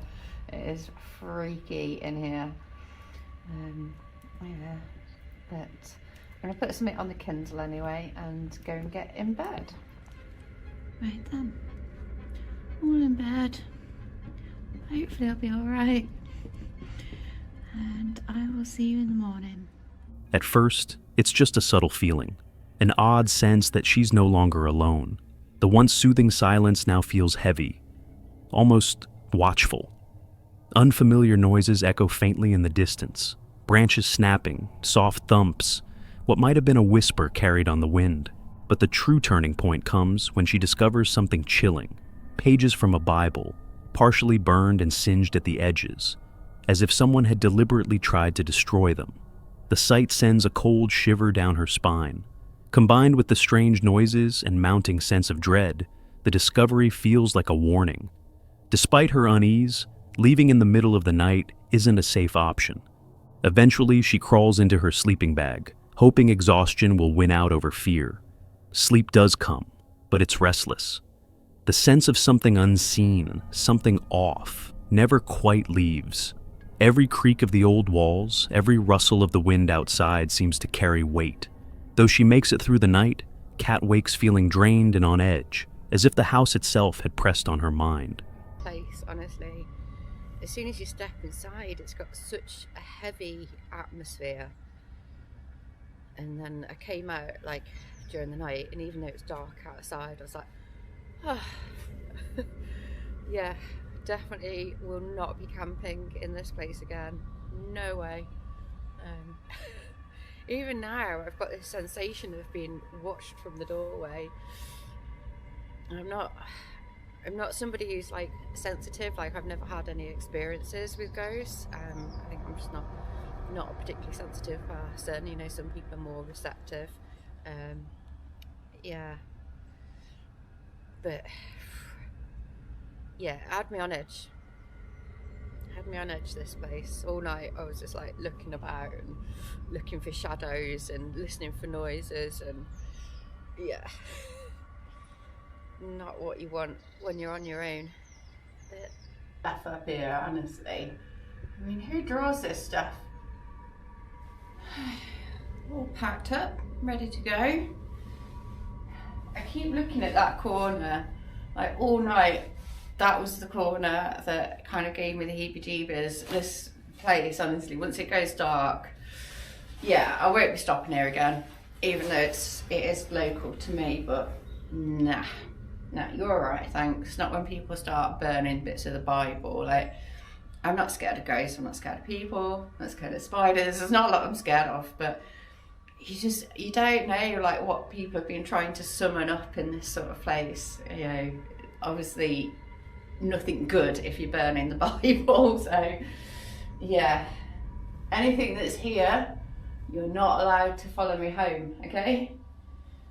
I wish you well. Thank you for letting me use the place, but you're staying here and I'm going home and you can't follow me.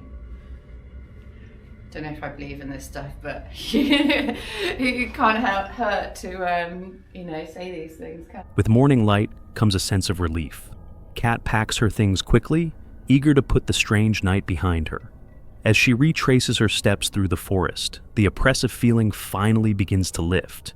But the questions remain. She's always been a skeptic when it comes to the supernatural, but something about that place, those sounds, that presence, those burned pages, lingered in a way she couldn't explain.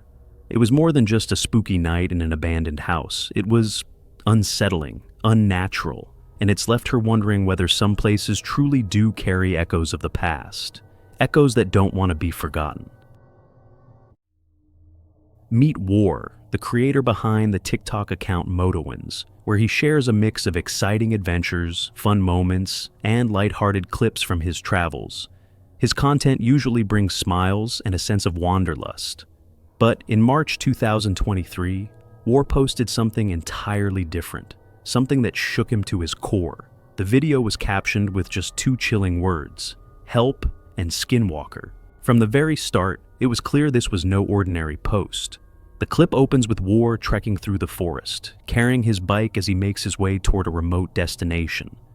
It's quiet, peaceful, until a sharp, unnatural sound pierces the stillness, loud, high-pitched, and deeply unsettling.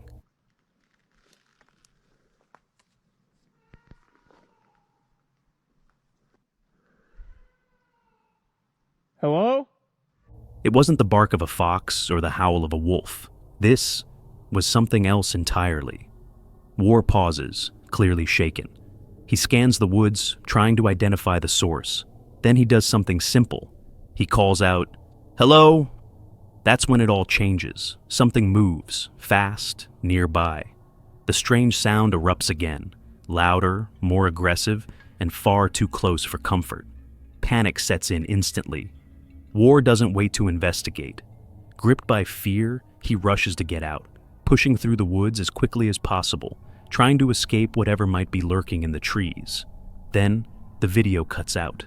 Abrupt, raw, just as War begins to flee. In the description, War speculates that what he encountered could have been a Wendigo.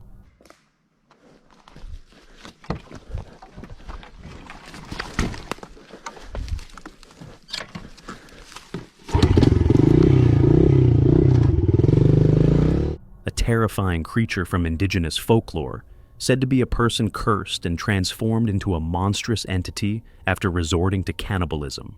The mere thought of it was enough to send chills down his spine. He was completely alone, no one around, just him, his bike, and something hiding in the woods.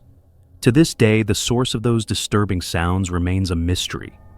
Was it just an animal, or something much, much worse?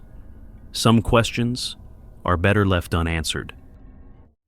This video comes from the YouTube channel Travel Tales, where Chris and Charlene share the highs and lows of their adventurous life on the road. For the past 3 years, the couple, alongside their loyal dog, has traveled across Europe in their motorhome, capturing breathtaking destinations and day-to-day moments to inspire others who dream of this lifestyle. But in this particular clip, their journey through Sweden takes a disturbing turn, one that left them rattled in a way they'd never experienced before. It's July 18th, 2024, and Chris and Charlene are making their way toward a peaceful forest campsite in rural Sweden. The day starts off just like any other: smooth roads, beautiful scenery, and the comfort of having their home on wheels right behind them. But as they drive deeper into the countryside, they begin to notice something strange: a pickup truck that seems to be tailing them, closely. At first, they brush it off. Maybe it's just a coincidence. Maybe the driver is heading in the same direction. But then, things get weirder. Every time they slow down, the truck slows too. When they take an unexpected turn, it stays right behind them. No matter what route they take, the vehicle mirrors their every move. Tension starts to build. The couple realizes this isn't a coincidence. They're being followed. With no safe place to stop and growing unease, Chris and Charlene make the quick decision to head straight for the nearest police station. A pickup van just behind us, and he's basically following us. I don't know what the hell is going on, to be honest. It's so weird. So weird, it never happened to us. Turn left.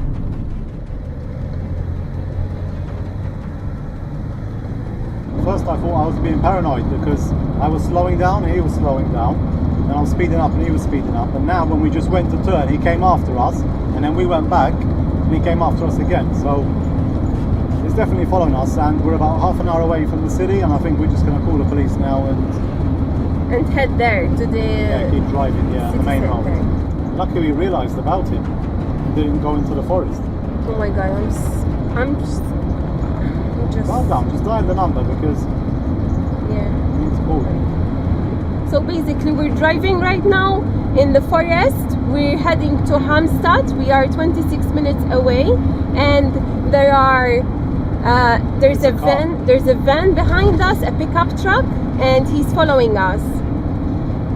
So I've just hung up with her, and she was very kind and friendly as well. So she told me that a police car is coming this way and they're gonna call us. So far, no one called us, so I have no idea what's going on. Still behind us. He's still behind us, yes, and this never really happened to us. Never, ever. Yeah, we're going to head to the city now and we're going straight to the police station. So if we don't see the police car now, we just keep going there, I say.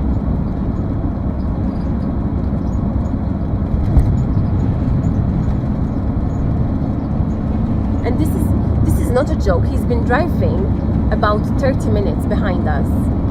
This is so scary. We were in a very remote place, in a very remote area, and now we're seeing a little bit more cars finally. So hopefully now we get to the police station and he stops following us, or I don't know what's gonna happen, but what do you think will happen now? No idea. It's a lot different now because we enter in Halmstad city, so there's so many more cars. It's still behind us and it's definitely following us for sure. As the minutes drag on and the truck remains locked in behind them, fear sets in. The couple can only hope they reach help before things escalate further. Then, just in time, a police car appears in the opposite lane. Relief floods in. The officers pull over both vehicles, bringing the chase to an end. But what happens next takes Chris and Charlene by surprise. Oh, what the man? They've been following us for 30 minutes. That area have been a lot of burglaries, so those that live there is a little on the high edge, if you understand. Ah, what I mean. yeah, And then they see a drone. And then I think that you were planning some. I thought they were gonna rob us or something. I don't even know if I got any speed cameras because I'm just like shaking and driving. Did it flash? No, I don't think so because I slowed down, but okay, I don't know what they were doing because we go slow and they go slow. We go fast, they go fast. We go left, they go left. And that's the right way, of course. Yeah, Not like stop if someone just. They called us. Yeah, she as well, and those as well, and said they were off the caravan. I think they were gonna plan something. Yeah. Yeah. My colleague are talking to them right now. How about it's okay with you? Just a little. Yeah, we're a bit shocked. Our station is in Halmstad. That's Yeah, why we it came like took a while. 30 kilometers away. We come as fast as we could. We were gonna find the camping in the forest, but now we come to the city instead. It's like because more safe. people. I understand. Yeah. Because we went into the forest, I made the indicator, and you know the road is like this, and you have a side one, and I went in like this, and he coming after me, so I'm like, fuck. Then I went really out. Following us. Like, that's when we confirmed then that I said, he's like, really the police following because- us, you know. They thought you were dangerous, and you thought they were dangerous. Yeah, I understand now, but. The police explained that earlier they had spotted the couple flying a drone near a local village. With a recent wave of break-ins and burglaries in the area, authorities had mistakenly suspected them of scouting for potential targets, hence the intense surveillance. Though shocked by the misunderstanding, Chris and Charlene were grateful that the situation didn't spiral out of control. They had followed their instincts and handled things the right way, by heading to the authorities instead of confronting the unknown. Later that evening, they found a quiet place to park and rest outside the city. But the stress of what had just happened lingered. The adrenaline made it nearly impossible to unwind. Meet Oliver, a passionate traveler and outdoor enthusiast behind the YouTube channel Venture Unbound. From festive Christmas markets to serene campsites tucked away in nature, Oliver shares his journeys to give viewers a front row seat to the beauty and unpredictability of his adventures. In this video, Oliver sets out on a solo wild camping trip, venturing deep into a secluded forest somewhere in the UK. The goal? To embrace solitude, soak in the stillness of the natural world, and experience the true essence of being alone in the wild. It's February 22nd, 2025, and with a backpack full of gear and high spirits, Oliver arrives at his chosen destination. The late afternoon sun filters through the trees, casting a golden light across the forest floor and adding to the peaceful, almost magical atmosphere. With a growing sense of excitement, he begins searching for the perfect place to set up camp, unaware that this peaceful escape is about to take a very unexpected turn.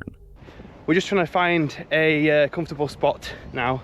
There's so many trees around, but it's just trying to find the right spot which is going to be completely flat and well sheltered. It's a bit alarming when you see fallen branches like this fallen from the trees. Could easily fall on you in the night. So I think I found a really good spot here. This area here is quite good. You've got a couple of trees around here, and this space right here is really good. It's quite flat as well. I might need to move some twigs out of the way for underneath the tent, but the path is just over there, so people are quite far away, which is really good. Once he finds the right spot, Oliver wastes no time building his camp. It's his first solo wild camping experience, and although the thought of spending the night alone in a dense forest stirs some anxiety, the thrill of the adventure keeps his spirits high. He stays focused, enjoying the simple act of setting up his shelter and preparing for a quiet evening under the stars.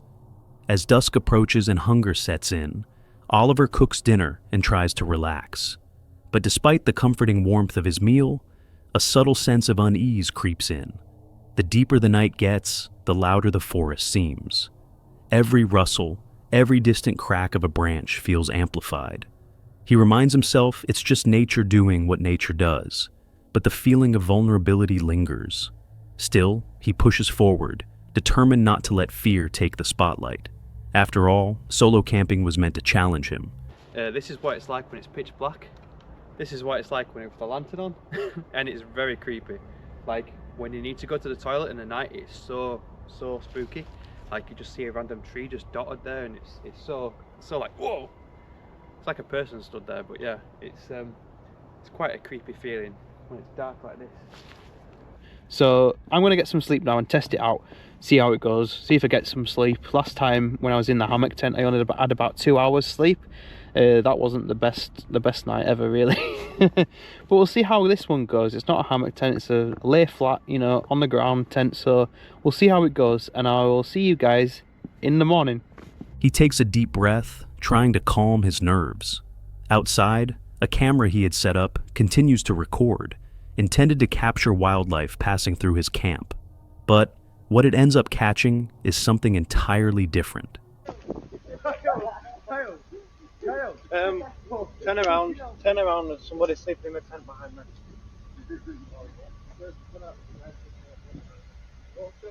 There. No, the tent, right there, bro.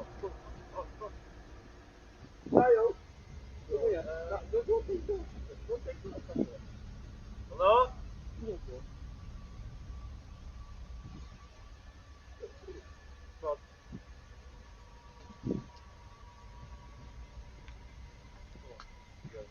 I told you it's company. Oh, come here, boys, together. Come together. Yeah, but I don't want the guy to feel threatened at all, do you know what I mean? Yeah, leave him to it, mate, let's go. He's got a body cut, look, he's got a shelf on there, look. What do you mean? It's way up front, look on the tree, that's a good like animals. You're right. Oh, sorry, we just stumbled upon you, mate, my bad. No, it's alright, no worries. You're doing okay though? Tell you what, if you go down that way, there's like a bit of a ditch. Is there?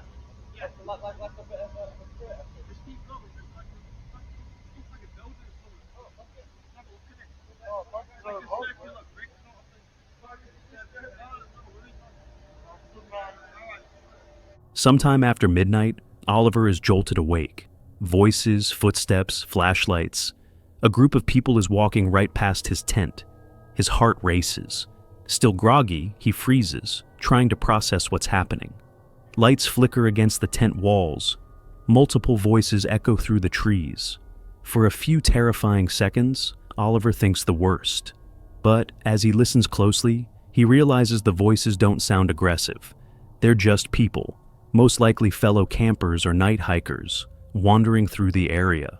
Relieved but still shaken, he carefully pokes his head out of the tent to announce his presence. Thankfully, the group means no harm.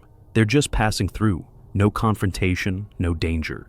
Just a scare that Oliver will never forget. While nothing truly bad happened that night, the incident served as a harsh reminder. When you're camping alone in the wild, you are vulnerable, and not every unexpected visitor has good intentions. Oliver was lucky. and tonight at least, he didn't have to find out what could have happened if the situation had taken a darker turn. This video comes from the YouTube channel Lou Rock, where for the past 8 years, Lou has been exploring abandoned and haunted places in search of answers to the unknown.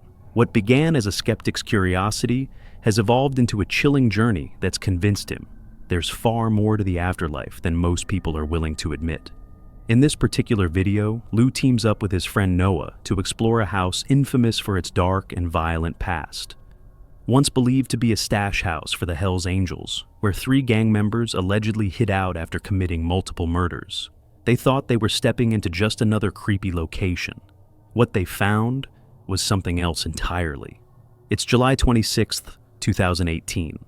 Lou and Noah arrive at the house just before nightfall, and from the moment they set foot on the property, the air feels off. Alright guys, so we're gonna take a walk back here into the bedrooms. This place is pretty run down. Yeah, it's like it's better days. Yeah, so you can tell nobody's been in here in a while. I wish I could show you the outside because it's really overrun, overgrown with a lot of vegetation. Looks like they had a nice big old TV. Yeah. And right here is a mattress. Nothing behind it. No. You know, it'd be crazy if we found like some crazy stash of Hell's Angels, man. There's some hardcore dudes. We can find like a stash of guns or something. Stash of anything. I want money. I want money. When can I find some money, guys? Wonder what this hole in the ceiling is all about. Yeah, there could be a stash like anywhere. That's what I'm saying. I'm always like on the lookout for some stashes. You never know. Yeah. Like under these carpets or anywhere. Yeah. So yeah, guys, it's 3 o'clock in the morning. We're definitely putting ourselves at risk for this one. Look at this. What? Davidson. Oh yeah. I told you they were Hell's Angels. Yeah. Come on. That makes perfect sense. What is that that's written on? I think it's like a Harley Davidson thing. I bet you it says Harley. Yeah, look at this. Open it up. This whole freaking wall's falling, bro. Here, lift that side. Lift. It's got a hinge on it. Oh. That side. There's a heavy stillness hanging over the place, the kind that makes your skin crawl. But the two press on, laughing, cracking jokes, and even hoping they might uncover some hidden stash left behind from the house's criminal history. Their mood is light, for now. Room by room, they move through the decaying structure, peeling paint, shattered windows, graffiti-tagged walls. It's every bit the kind of place urban explorers live for. Yeah, you could tell these guys were rock and rollers. Oh yeah, look at this. Is this like records? Yeah, we got Bruce Springsteen. Oh wow. It's like the actual records or just posters? Well, I think these are just record covers. I don't know if they got the records inside. Nah, it doesn't feel like it. They just use them as Steve Miller Band. Yeah, you could tell these guys were bikers, man. Sticks. Foreigner. What is this? Kansas, Chicago. Yeah, all the really well-known rock bands. Jim Croce. Fleetwood Mac. Yo, dude. You know what this looks like?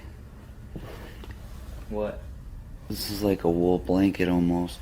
What I take this for is like somebody... Oh, dude, it's like really warm too. Like put your arm under there. I don't want to touch that. That could keep you really warm. Yeah, that's what I mean. It looks like somebody was probably... Yeah, somebody's probably squatted here. Yeah. There could even be like some other people that squatted here since, because this place has been...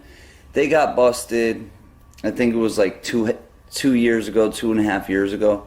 Yeah. So this wasn't like just recently. Right. There could have been quite a few people here since then. Yeah. And then the place is wide open, so who knows? There could be a stash in here somewhere. Dude, who knows? The Hells Angels could still use this place for all we know. Alright, so you want to go check out this basement? Yep. Alright, let's do this. Is that the only place we haven't seen yet? Yeah, this is... But as they dig deeper into the house, something shifts. The air grows colder. The silence becomes oppressive.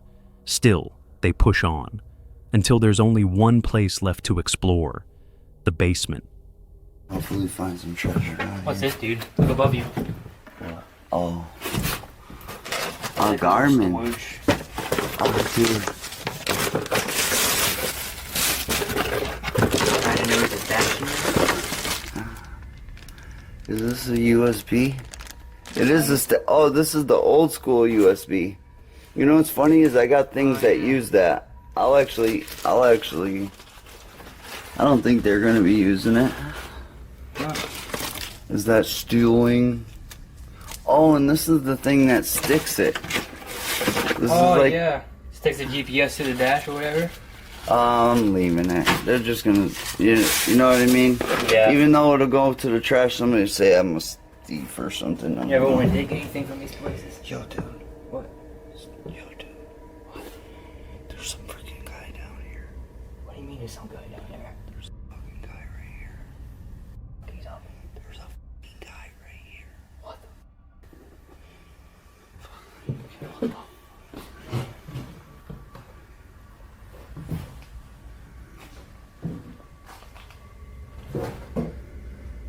Is this guy dead?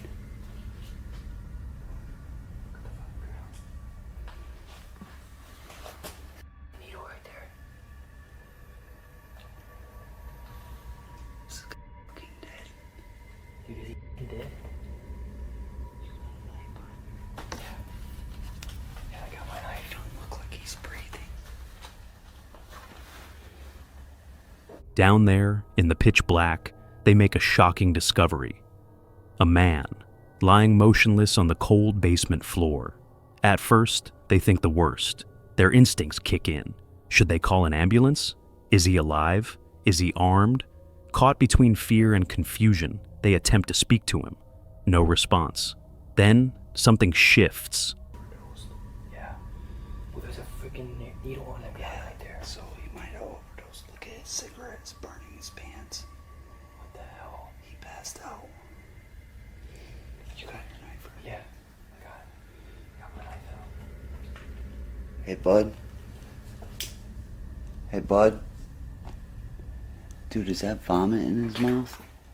Dude, oh shit, rolling. Is that vomit on his I mouth? don't know. Hey, bud. Hey. Hey, bud, you alright? He's young. He don't look like he's breathing right. Dude, Hold my is he camera, alive, please. bro? I don't know. Let me put my Give knife me your back. knife. Give me Take your my knife. Hold my camera for a second.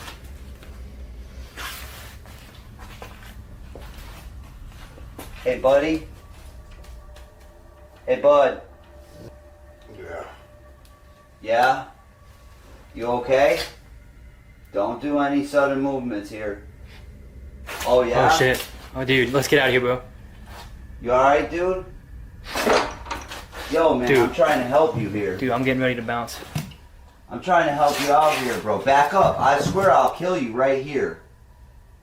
Listen, you alright? Yo, back the up. Dude, I'm fucking slap the shit out of you, bro. Back the up off of me, dude. Back the up. I swear I'll kick you right in your fucking face. Oh, yeah, you're gonna pull something out on me? I got something right here. Dude, let's fucking bounce, bro. Back there. I'll fucking kick you right in your fucking Let's just face. freaking get out of here. Dude, fucking leave him. Back, bro. Dude. Yo, stay the fuck down Stay there. the fuck down there. Get in the car, bro. Go get in the car. Yeah, let's get out of here, bro. Go get in the car. I need a light. Yo, get the light. I need the light. Take your camera. Get the back, dude. Just get back. I'll kick you right in your face. Dude, I take need your a camera. light. Yo, I got you on camera, dude. You do something, you're going to jail. I'm letting you know. Back the fuck up. I'm leaving, dude. Back the fuck up. Back the fuck up. I'll kick you right in your face. You good, bro? I'm good. Dude, get the back. Yeah, it's funny? You think it's funny? Think it's funny? Think I'm fucking with you? Dude, go and get the car running. If I let him get up fucking stairs, you got the car? Get the car running, bro. All right, I'm getting out of here. Yo, get the fuck out of here. Let's go. Quick, get the car. Yo, pull out, quick. Lock the doors. Lock the doors. Get the fuck out of here, dude. Get the fuck out of here, quick. He ain't coming out. He ain't coming out. I don't see him. All right, get the fuck out of here. Get out of here. Guys, there was just a drug addict in this freaking house. All right, we're getting out of here. Dude, that was crazy. I was trying to help the guy, bro. I was trying to fucking help the guy. Dude, what the fuck? Look! Yo, roll your window. Pull the fucking window up. Yo, roll your window up. Door's locked? Yeah, get the fuck out of here, bro. Am I good? Out of here. Yeah, you're good. You're good. Get the fuck out of here. Oh my god. What the fuck is that? You just bottomed out, dude. No, it's good. Let's go. Fucking guys coming after us, bro.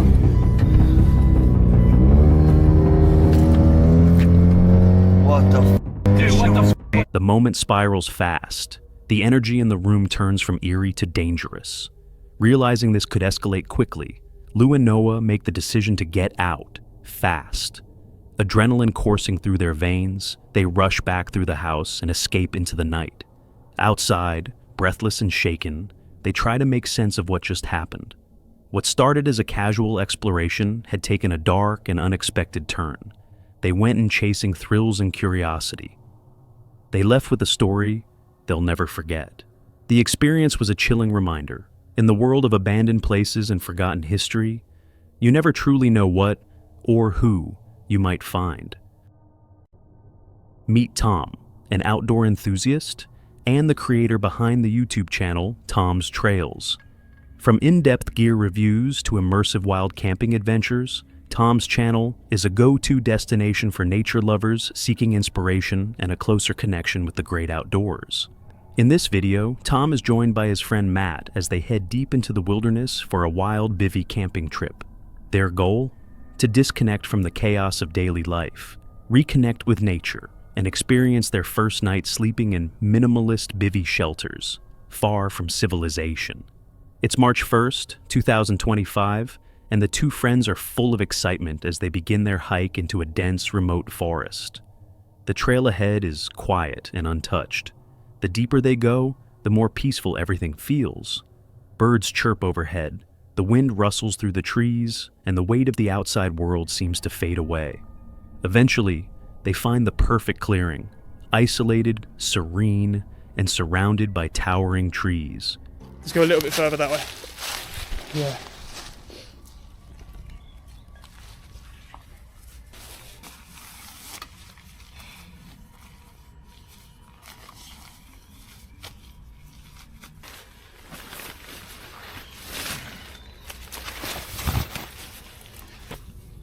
Right, there we go. That's us. Oh no, pillow as well.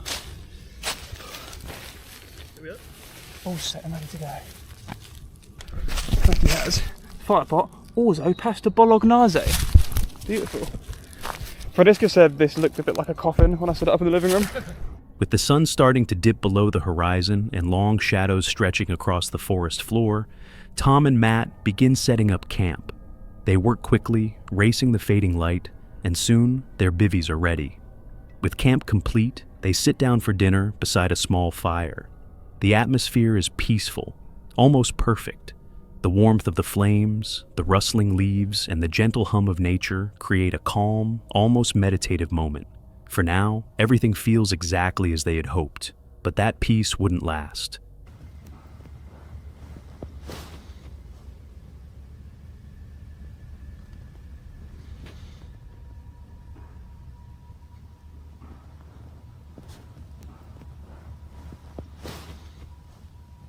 In the middle of the night, a noise, faint at first, cuts through the silence.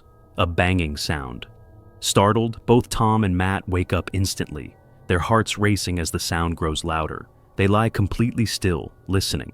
It's hard to tell where it's coming from, but it echoes through the trees, relentless and haunting. It doesn't sound like an animal, and it's far too loud to be caused by the wind.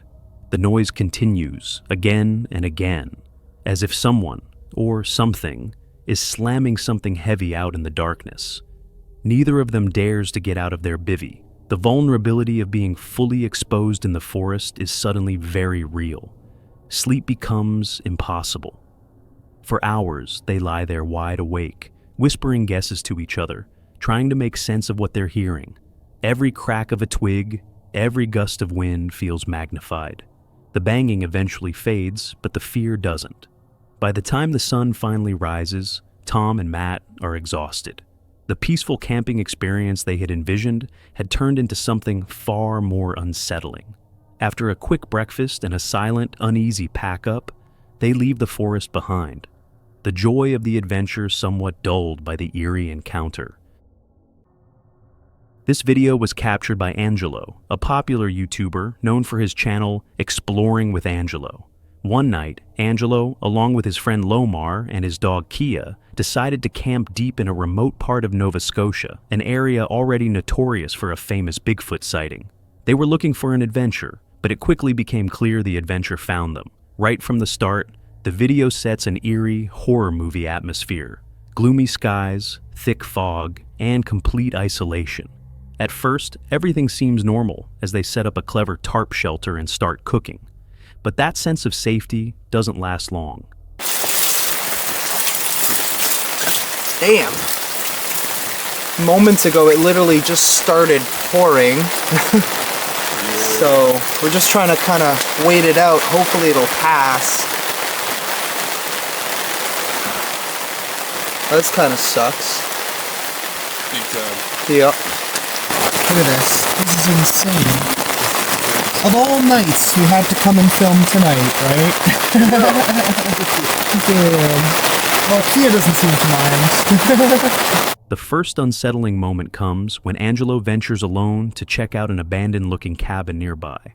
A heavy metal bucket sits on the porch, but after he hears a strange noise and turns back, the bucket has mysteriously moved to the middle of the path. Since the bucket is too heavy to have been moved by the wind, it's clear they aren't alone. Something or someone is watching. Okay, I just heard another knock.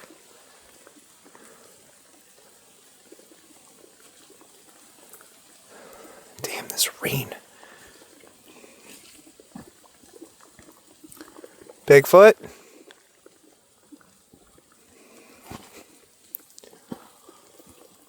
I mean, it could just been a tree crackling or something. What the hell? Something just whistled exactly the way I did it. Would the birds be out right now? I don't think they would be in this crappy weather. Ow, ow, fuck. Okay. Now I'm hearing growling. What the what is that? I'm not seeing anything though.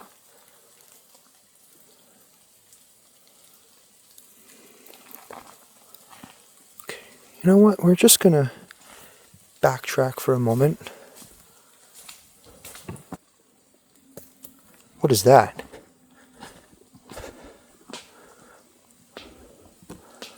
Oh, 3 knocks.